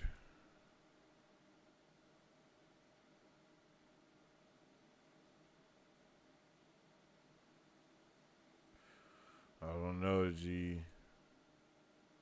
Unless he too was under compulsion. Then there was this very jarring moment where, after all the buildup manipulating Min to try and get Mat to Kyrian and to try and get Rand and Mat to leave to Falm together, that suddenly Mat was just in Falm with no explanation. And when he asked how he got there, Lanfear said, "That's my little secret." It would be too spoilery to discuss this further, but I'm sure we'll learn more about Lanfear's secret as the show progresses. This does kind of put a hole in my theory that Lanfear and Ishamael are working together though, simply because it was Ishamael who was pushing Min and Mat to Rand, and then Lanfear just upped and brought Mat to Falm very suddenly. That said, it did feel like Ishi was okay with it. Maybe this was all part of the plan, and it was really just a way to manipulate Mat by having Min betray him. Then Ishamael gave Mat the odd tea that caused Mat to see strange visions. I don't believe Ishi for 1 second when he tells Mat he's truly dark deep down, and I also don't believe that this tea actually shows people their past lives. I think this is just the father of lies at work. It probably did give Mat a bad acid or mushroom trip, Or maybe it just made Matt sleepy and then his Shamael manipulated him in his dreams or something. I don't know, this wasn't in the books at all. Matt saw himself hanging from a rope, which could indicate foreshadowing or something that happened in a past life. But did you notice that for a brief moment, the people in the mirror were not Matt, but other people? There was a quick shot of a man who actually kind of looked like Patton Fane to me, drowning someone in a bucket of water. But then it cut back and showed Matt doing the drowning. There was also a quick shot of another man who was stabbing a woman with a dagger. I can't tell if this is the cursed ruby-hilted dagger from Shatter Logoth, but the clothing that this man is wearing is reminiscent of some official book cover art of Matt, which I quite liked. So perhaps Matt really was seeing the darker parts of his past lives. Whatever really happened, I don't think that Matt will willingly work with Ishamael to hurt his friends. Perhaps this is all some big setup by Ishamael to trick Matt or manipulate him into somehow hurting his friends by accident. And then we have the amazing scenes with Perrin and the Aiel. I'm so glad we got to meet other Maidens of the Spear. Bane and Chiad are fan favorites. I don't want to get too deep into it, but basically the Aiel culture is very hung up on something called Ji Eto, which translates to mean honor and obligation. Aviendha claims it was her fault that their fellow maiden died, and so to pay for her mistake, or to meet her obligation, and to restore her honor, or Ji, she willingly allowed her fellow spear sisters to beat her. I genuinely got teared up a bit during this moment, knowing just how important this is to Aviendha. I thought this was expertly handled without spending paragraphs of exposition to explain it the way that Robert Jordan did. I also love that we got to see our first look at Maiden Hand Talk, which is a sort of sign language that only the women Aiel warriors know and speak to each other. It was fun seeing the bewilderment on their faces when they saw all the water surrounding Falm. The Aiel can scarcely believe that much water could be gathered into one place because they're used to living in a very desolate land far to the east. And then there's I was like, wait, like, has that never been water before or something? Nynaeve Elaine and what they did to this Suldam, but we'll have to save that for the next episode Unraveling. And finally, we only got a few moments with Egwene, but I loved every second of it. In my previous Unraveled video, I said that Egwene was broken at the end of episode 7, but I was wrong. Someone in my comments says she wasn't broken, she's being forged. I couldn't agree more. I loved seeing this angry spark in Egwene. Yes, she bent, but she did not break. I got chills when she told Rhenna, "I will kill you." I've mentioned this before, but Egwene's identity as a woman is tied directly to her hair and her braid. Nice. It was so great to see her taking her braid into her own hands and tying it. It felt to me like she was taking her womanhood and her control back. Well, it feels to me like all of the pieces are finally clicking into place for an epic season finale. But will they manage to tie it all together in a satisfying way? The wheel weaves as the wheel wills. Thanks for watching, liking, subscribing, and commenting respectfully. Until next time, let the dragon ride again on the winds of Prime. Commenting respectfully weaves as the wheel weaves as the wheel wills, baby. Big shout out to Unraveling the Pattern yet again. Make sure y'all go show him some love. Go drop a like on this video if you haven't already. For sure. Show him as much love as you can, because man, what a fantastic video. For real, bro does a fantastic job. For real. Woo, man, that just got me so excited about the show all over again. I can't wait for tomorrow's episode. All right, let's see what everybody was talking about. Come to the dark side. We have matching PJs. It was easier to be brave when someone needed your protection. The eye of the world. Theme of this season, basically. Ooh, that's beautiful. And wow, deep. Also, on top of his mad skills, a super nice, genuine guy. Yeah, he is really nice. In the books, they don't really still date during the events of the books, just as novices, I think. Oh, okay. All right, I can see how that was a big difference then. Tower politics is coming in. It's wild. Yeah, we got a little bit of the White Tower politics, and that was kind of my favorite stuff that we got to see with all the sitters and the Amerlin Sea. I loved all of that, and I wanted so much more. For real. This is hella interesting. I don't think there's enough evidence for it myself, but I'll be happy if it's revealed to be a big conspiracy by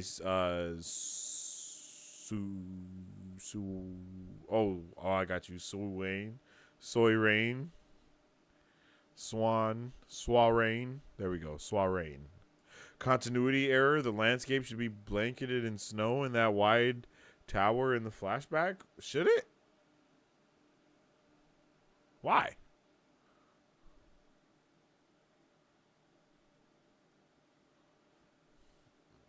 Why, Marisu? Why? I just don't think it's worth pissing off Rand, but I do love the theory. I'm not sure what that was too, Rant. My bad. Not you too, Marisu. The pressure of knowing the whole world is on you? No thanks. Hard pass. The whole world is on you, Matt. Thought you knew. Did you notice when Rand said, I won't live in your cage, was two voices? Ooh, I don't think I did notice that. Maybe I did. Maybe I did. Because now that you said that, I remember it. We rode together in the AM to I magically compel you to listen to me in the PM. Yeah, literally insane. Makes no sense. And maybe that was the other Dragonborn talking too, Avatar style. I don't think it was two voices. He was just being a tough guy. No, I put the audio into DaVinci Resolve. It was two voices. DaVinci Resolve is crazy. That level of nerdism, fantastic. Shout outs to you, Matt. Shout out to you, Maddie. Or if she believed Lan was a dark friend. Yeah, exactly. That's what I was thinking. She can believe that Lan was a dark friend, or that she can believe that both of them are dark friends. Shit. Rafe and the writers are laying breadcrumbs all over. That's what it definitely seems like. To figure out that whole tying thing of the magic that Ishii did to Moiraine, crazy. Arguably, the mere presence of land fear is probably enough to convince an Aes Sedai they are in imminent physical danger. Damn. That's crazy. I love that they remember all of them, even though it's like thousands of years ago. I love that. I love that.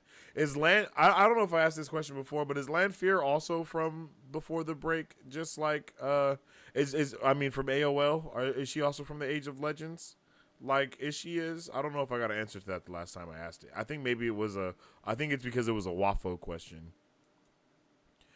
Yeah, but not physical danger from Land unless she thought he was working with her. True. Tomas seems pretty chill, though. Peyton Fane seemed pretty chill to me until he wasn't. And I mean, you know, I don't know. We just got to be careful. I think she knocked out Land before Land Fear showed up, too. Oh. Interesting. Bail Doman had a similar beard, the guy from episode 1 who came to see Moiraine. He did have a similar beard, Matt. That's true. He did have a similar beard. But I also like the, you know, the whole gray men, soulless, random person that we may never know who it is. I like that. And I like also possibly not being able to find out until, beforehand. So the flashback from season 1, Rand's mom is fighting in the snow. That's right outside the walls of Tar Valon. Is it? I thought they were on a freaking mountaintop, and that's why it was snowing.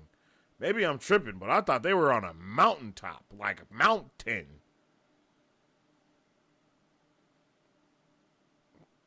Maybe I'm tripping.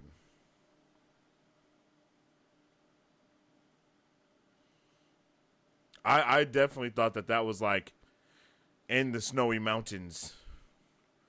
Because from what I thought we were talking about was that it's Tar Valon, and then there's like a mountainous region, and then on the other side of that mountainous region is where the Aiel live.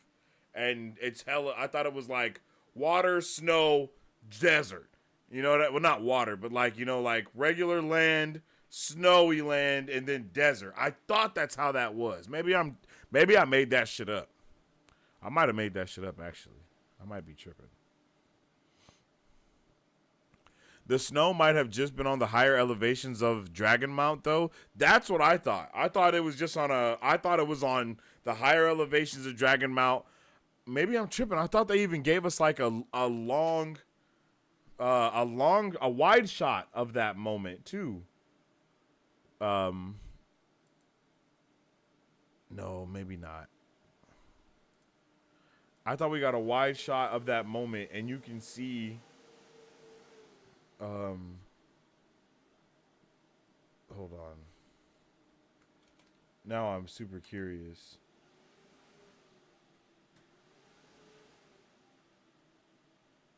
Where's that? Where's that? Where's that? Wheel of Time. What season is that? Damn.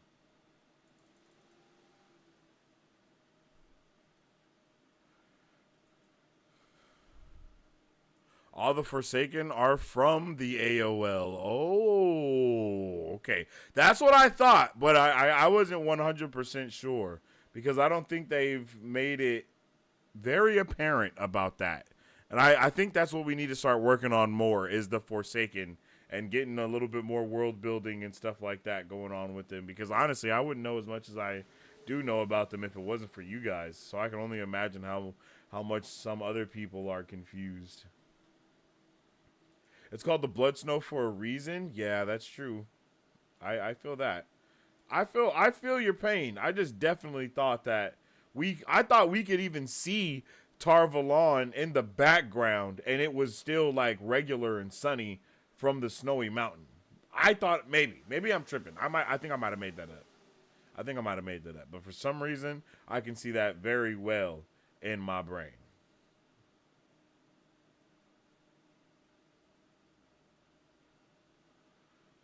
Was that episode called Blood Snow?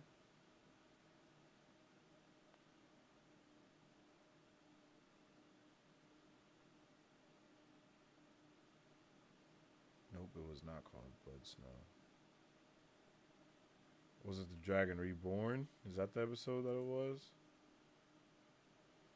Oh.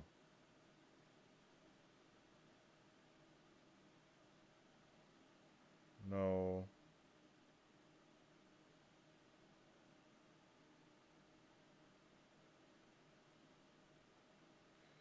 What episode was that, y'all? Season 1, Episode 7, Cold Open. Thank you, LBF.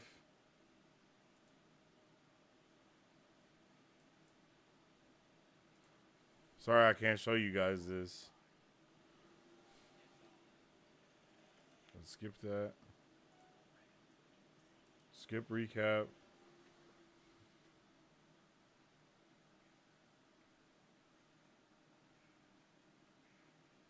No, she's on the ground. She's not on the mountain. But she is up in the air a little bit, though. Not in the air, but elevated.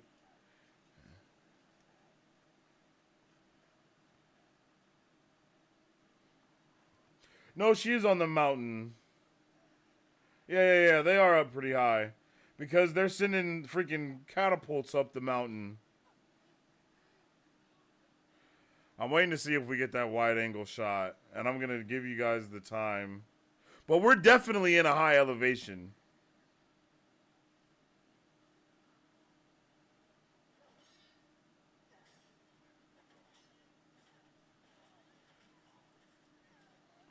I forgot how much she was whooping ass.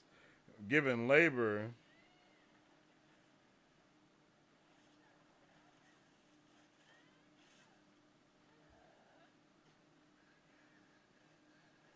Yeah, because there's people climbing up the mountain that are fighting her too. Like as she starts fighting, there's people literally like. No, it's the beginning of the episode, Rant. I'm watching it right now.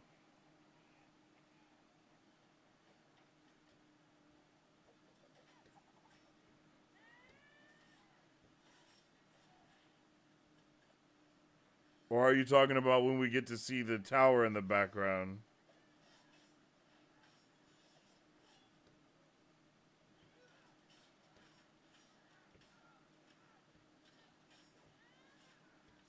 Yeah, they definitely haven't showed the tower in the background yet.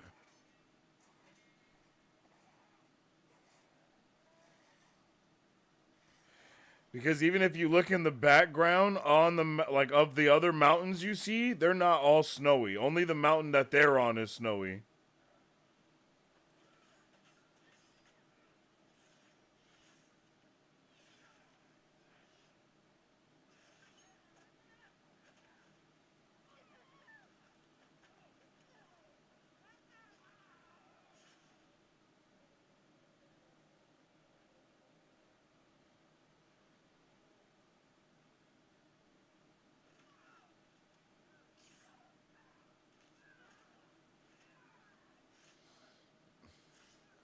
She was whooping ass for 4 minutes straight.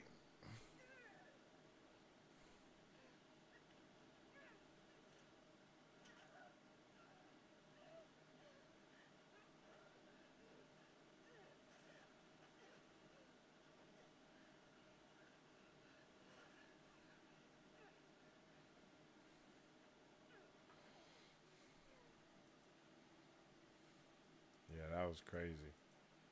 Yeah, I don't think we got to see it in that episode. The background of with Tarvalon in the background. But there's definitely mountains in the background at the beginning of, let me see what part was that? Cuz they're like shooting shit up the mountain, and like I said, and there's definitely people climbing up mountains. Climbing up towards where they are at. Cuz you can tell by the arc of the cannons that they're, like the cannonballs they're shooting up there, or whatever the hell they're shooting up there, the catapults.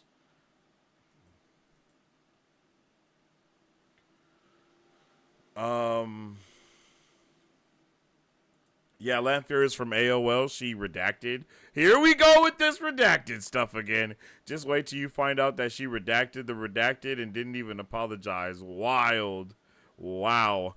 They're on the slopes of Dragonmount. That's the mountain you see in the distance. Oh, okay.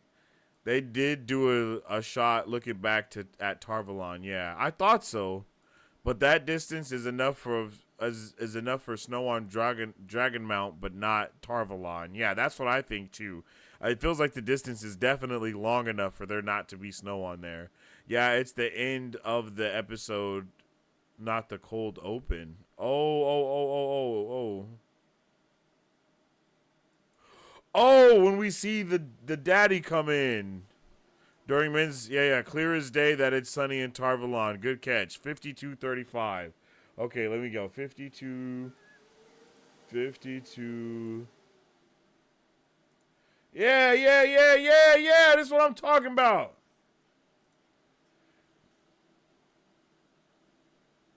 Yeah, it's sunny as hell at Tarvalon. Yes, sir. I wish I could screenshot that. But I know they ain't gonna let me.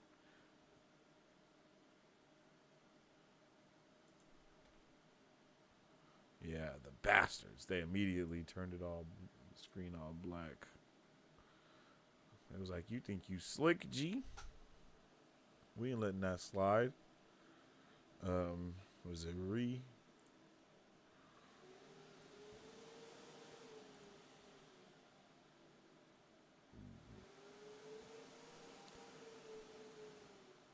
Posted it on Discord. Ooh.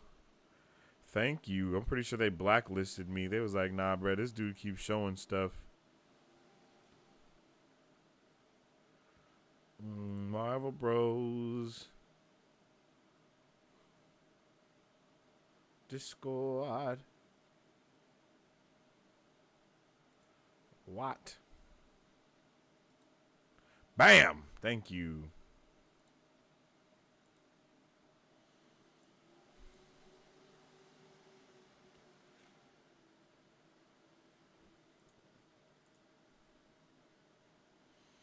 Hold on, let me, where's it at?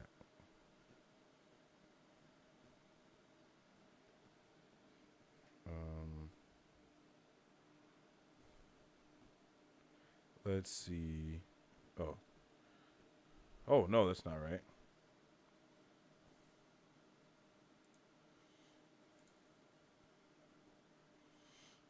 Where am I? I'm here. So we gotta go 1. Yeah. There we go. Bam! See? This is what I was talking about. See? Look at that. Ain't not a lick of snow over there. But over here, we're dumbass high. It's just that it's a mountain though. So you know, it's hard to tell that we're up high though over here. Like, we are high as hell where we are right now. And you can even see, like, when she's fighting, some of the other, like at the beginning of this, when she's fighting the dudes, they're coming over this mountain ridge. Like, they're climbing up it. and then they're running towards her to fight. That's why their bodies are all spread out everywhere. You know what I mean? And I was like, I remember 100% seeing Tarvalon in the background because I remember how beautiful this shot was. And I was like, oh my God, you can see Tarvalon. I'm pretty sure, like, we said it in the watch party. Like, we were like, yo, you can see the city in the back. And that was one of the greatest moments because, you know, it was like the sheer scale of how vast everything was. And you know you're high as hell because it's like he's almost eye level with things over there, you know? Like, I love that. That's fire. This is beautiful. This is beautiful. But yeah. There we go. Looks to me like snow is around the level of tops of the surrounding hills. There's definitely snow at the top. Yeah, for real. But like where we are on this mountain, if we were over on this part on the mountains over here, it wouldn't be snowy, you know? So it was a thaw but snowy on Dragon Mount due to its size and elevation. There we go, Matt. Good. There you go. Posted it on Discord. Thank you. You can screenshot and show the show if you turn off hardware acceleration in your browser. What? How do I do that?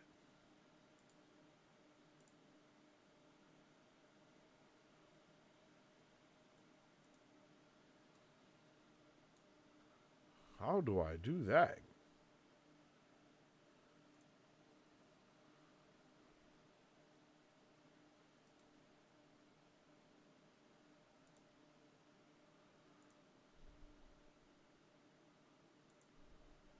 Oh, shit.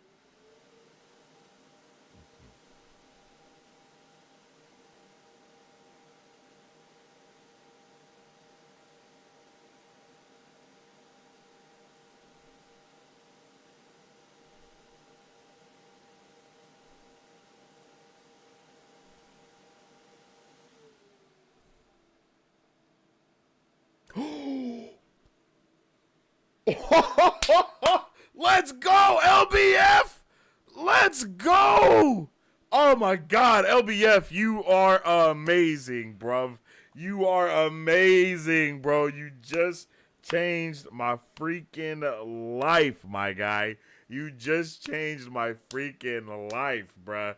Oh my God. Thank you so, bruh. Thank you so much for telling me that just now.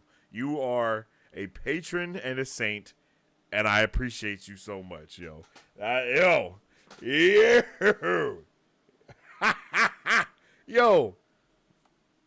For so long. I wonder if that was the issue with Disney Plus too, bruh. Oh my goodness. I wonder if that was the issue with Disney Plus as well.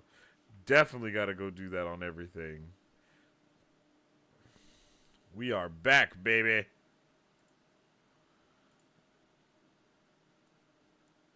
And then this is when we got to start putting filters on everything.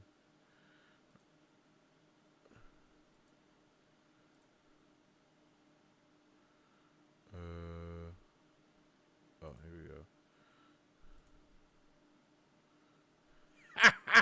Yo, let's go.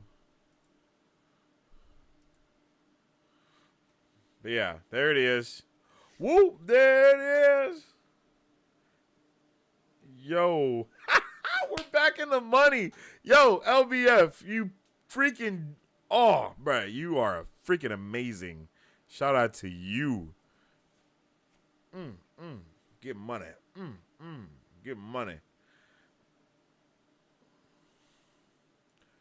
So it was a thought. Oh yeah. Shout out to you, bruh. For real. Let's get you some bucks for that.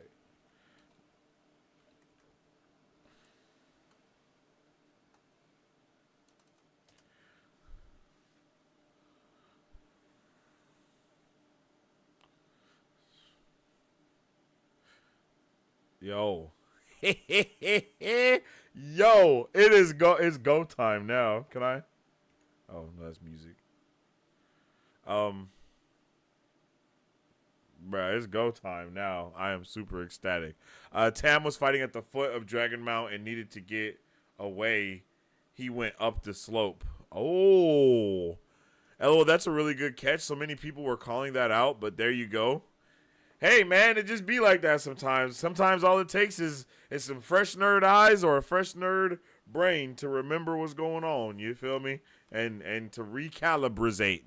It be like that sometimes. But I just remember this shot because of how beautiful it was. And that's it. It was just so beautiful. This shot was. I think me and Battery both were just like, damn, this is crazy. Because we were so mind blown by that cold open, so that when we got back to the ending and then it zoomed out from the other point of view, it was like, oh, yo, that's Tarvalon in the background. Let's go. That's crazy. That's crazy.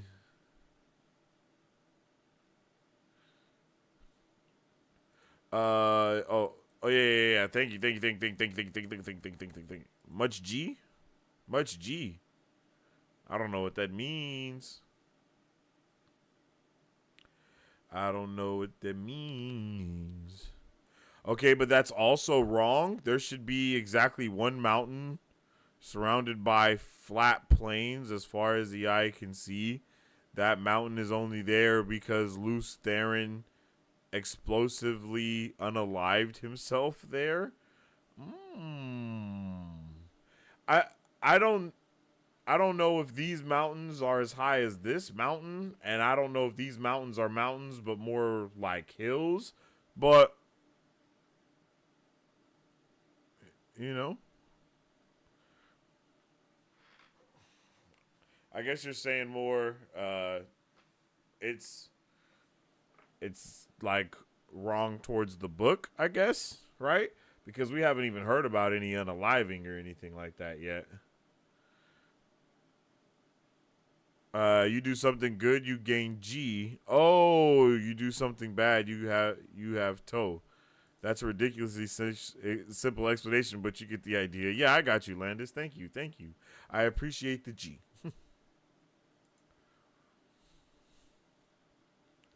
I appreciate the G. Bro, I am so hyped that I can now do all that. I'm so hyped this is a possibility right here. Like, bro, what? I'd be so mad that I can't go to specific moments and show you guys like what I was like talking about or what I was seeing there. Ah, let's freaking go. You're a gentleman and a scholar. Light blinded fool, I'll never forget you. Gieto. Honor and obligation. Aiel. G Junior. G Honor. Yeah. Aiel G Honor. I don't know why I said G Junior. What the hell was I talking about? Yeah, I got you. Your boy definitely didn't understand at first, but I'm here now. I'm caught up. I binge watched.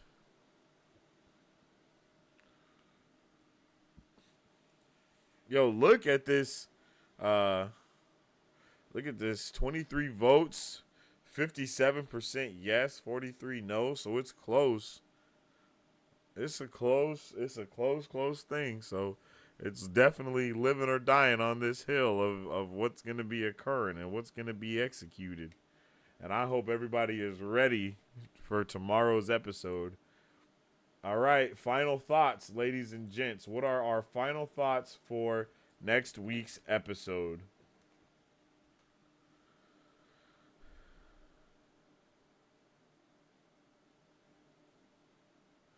Uh-oh, Sensei, sounds like you haven't been watching the animated shorts. Pretty sure one goes over the mountain thing. No. We definitely watch the animated shorts. We definitely watch it. Unless there's new ones. We definitely watch the shorts.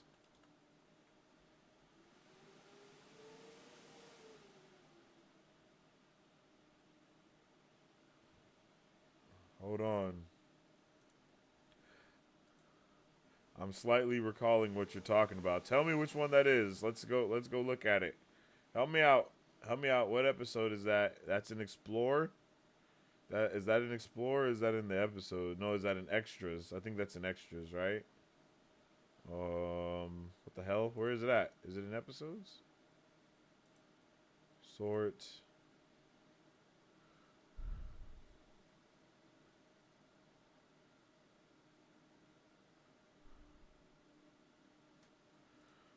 Let's see.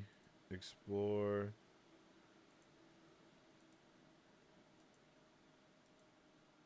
Where the hell is it at? West, East, Other, Season 1 recap. Moiraine's quest, 5 things. Where the hell is it at? Extras. Am I tripping? Oh, maybe it's in Season 1. Maybe that's why I can't find it. Yep, it was in Season 1. The Breaking of the World, is that what it is?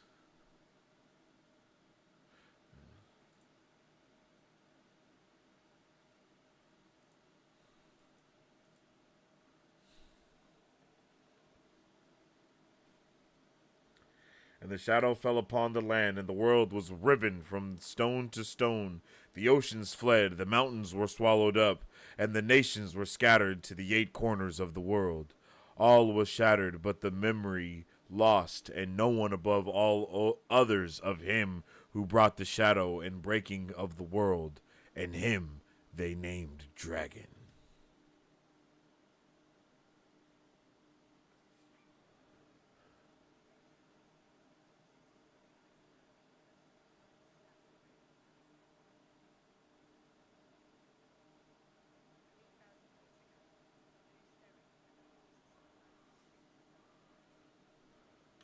Okay, real quick, this is one of the reasons why I really appreciated what we got to see from Egwene and Nynaeve when they were being taught by Alana, is that it reminded me of this Origins episode, and I just remembered that right now.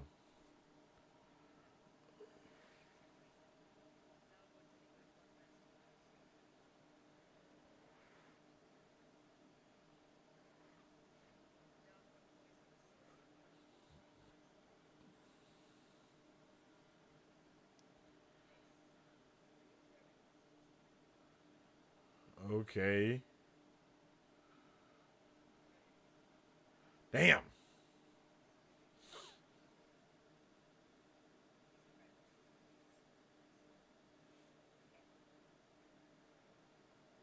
Oh, oh, oh, oh, oh, oh, oh, oh, oh. Wait a minute. Am I tripping, or did we not just see this moment in the last episode that we watched? Like, did we not just see Alana's warder do the same thing? And I'm pretty sure our boy Lauren pointed that out too. Oh shit, I don't know. I don't know if there's any connection there.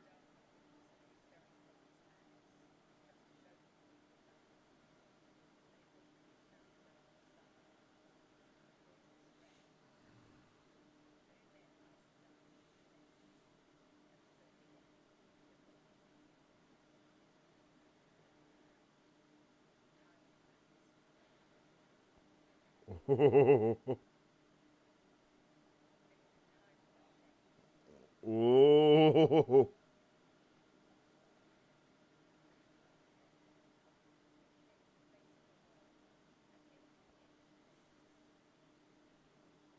Oh shit.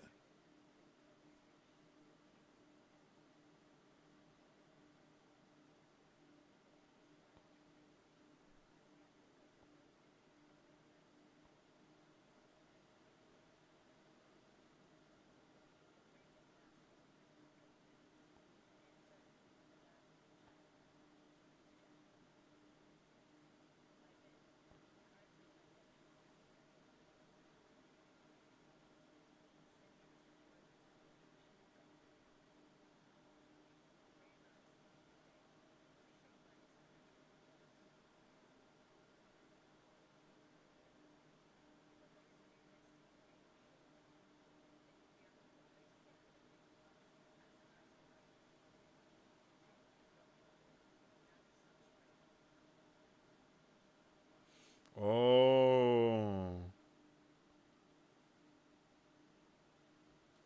Okay. I understand what you're saying, Marisu. I really do. I really do understand what you're saying. But if we are in the same period, there are clearly mountainous regions in the background here as well, other than the one mountainous region of the regular mountain. So I don't know. I don't know where we're at, but I'm just saying. You know what I mean? I'm just saying. You know, there are definitely mountainous regions in the back of where we are here, and I don't know where we are right here either. But I think it seems very within possibility that this mountainous region that Brooke creates from the break, you know.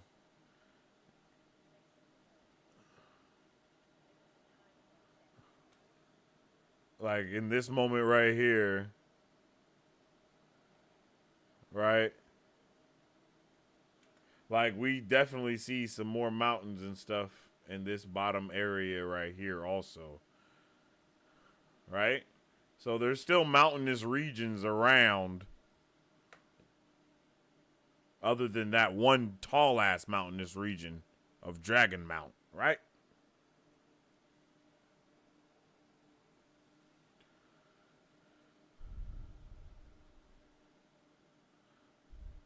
I'm just hyped for the finale. Yo, I'm hype as hell for the finale as well, Landis. No cap. It doesn't explain that much about the mountains. Yeah, it doesn't say a lot about the mountains, but I think if we look at the mountainous regions around the picture and that are in the background of other moments, I think it's safe to say that we, you know, I think it sticks. I think it sticks. You mean tomorrow's episode, not putting that off for a week? Yeah, I forgot about that. It is tomorrow. That's my bad. Tomorrow's episode. Poor Sensei is absorbing a lot of new info here. A shit ton.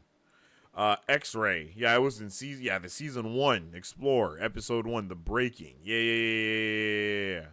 Oh, yeah, they did change it? What? What did they change? The one about the Breaking? I miss Origins episodes? Yeah, those were fire. Me too? Yeah. Weren't we promised Origins in season 2, or is that the Mandela effect? It's probably the Mandela effect. I want to watch all of them, though. Remember that the breaking of the world happened mostly after Dragonmount was created, so it's quite possible other mountainous hills could have been hills could have risen up during the breaking. There was definitely other mountains in the background of those pictures and stuff. So I don't know what that was about. But I'm just saying. Oh yeah, in August, aka never. all of these origins are way cooler now that you have more understanding of the world. 100%, I have to go back and watch those all again. Like, we're gonna have to do that for sure. He didn't say which August. Here we go, Marisu. I love how Luce Theron looks like Superman with a cape there. Yeah, that was kind of wild. Very Aes Sedai answer there, Marisu. Well played. You know, Marisu got to come through with the Aes Sedai vibes at all times. Origin episode 6 is definitely my favorite, though. You should rewatch that at some point now that you've seen Loyal's Treasing. Oh, Treasing? Yeah, that's true. I need to go back and watch all of these, for real. All of them. Auto-corrupt got you. For real. Okay, I'll live with it. I'm just saying, it looks like there's other mountainous regions around that one mountain that we saw, and there's definitely people in that little crevasse, around other things. I don't know, but I don't know how different that is in the books, though. And I know that we have also talked about that the distance between different places and stuff is different from the books versus how it is in the show. I remember talking about that as well.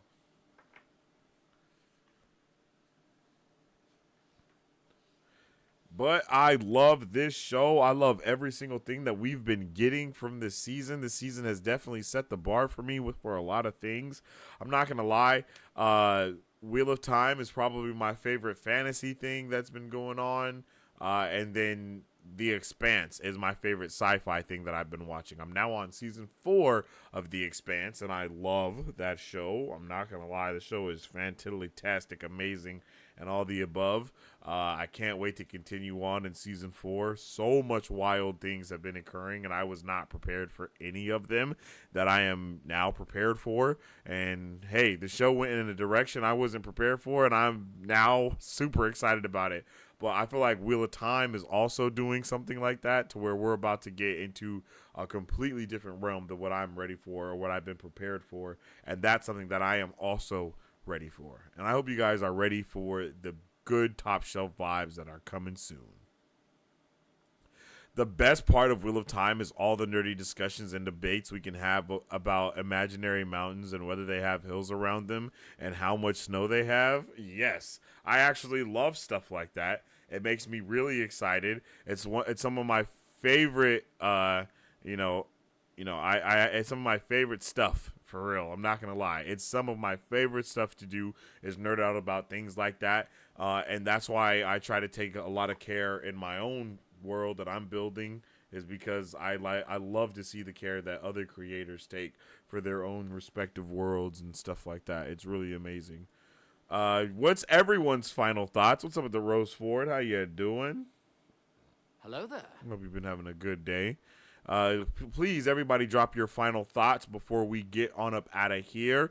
What are all final thoughts across the board from my lovely Wheel of Time family? What are y'all final thoughts?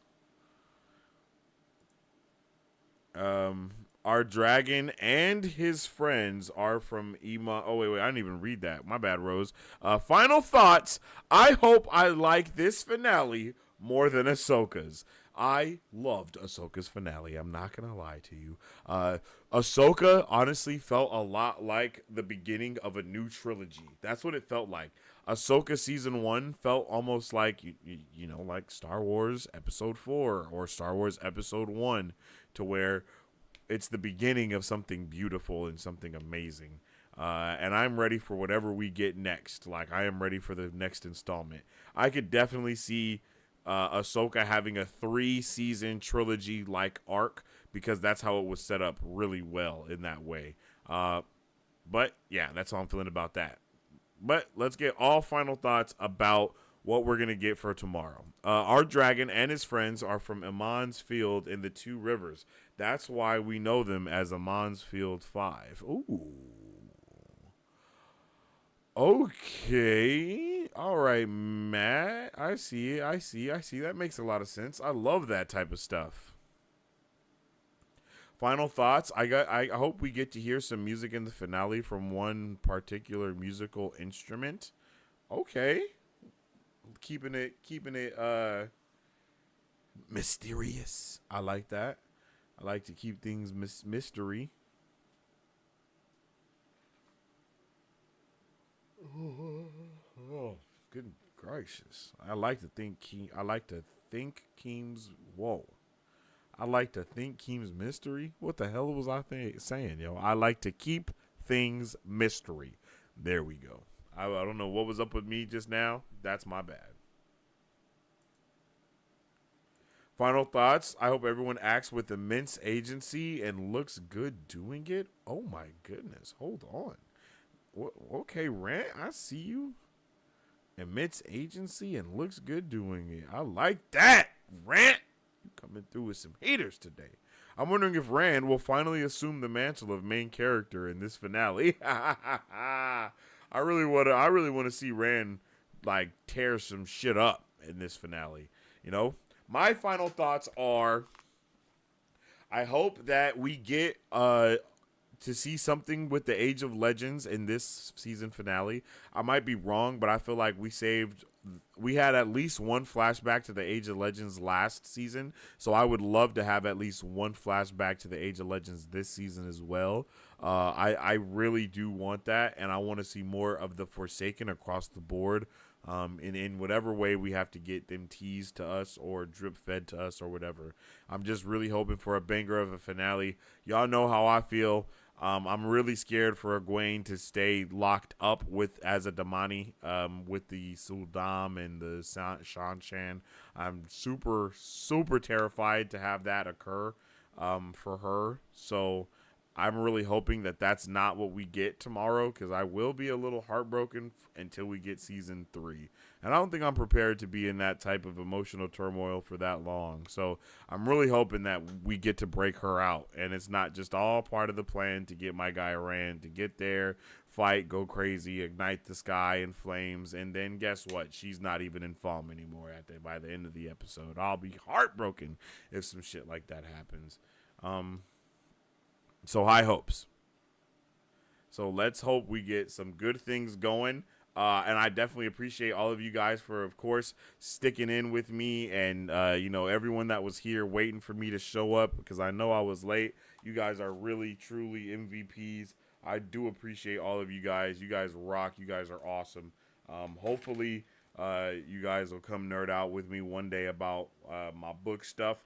I can't wait to get into Wheel of Time Book Club. I can't wait to get into more nerdy stuff with everything that we're going to be doing. So with all that being said, I definitely appreciate all you beautiful people for vibing out with me today. If you haven't already, make sure you drop a like on the stream, because it definitely helps out tremendously with all the things we're doing around here. Don't forget to join the Discord so we can get all that good Wheel of Time talk going. I definitely want to see some of your guys' overall reviews for Wheel of Time in the Discord, so that way next week for Wheelie Wednesday, I'm able to read some of your reviews live and just kind of talk about how we felt overall. So if you're not in the Discord, join the Discord. If you're in the Discord, let's talk some more. And I really do appreciate you guys for vibing out with me. I've already talked about it. The podcast stuff is going to be up and running here soon, so definitely go tune in with us wherever our podcasts, wherever you get your podcasts at.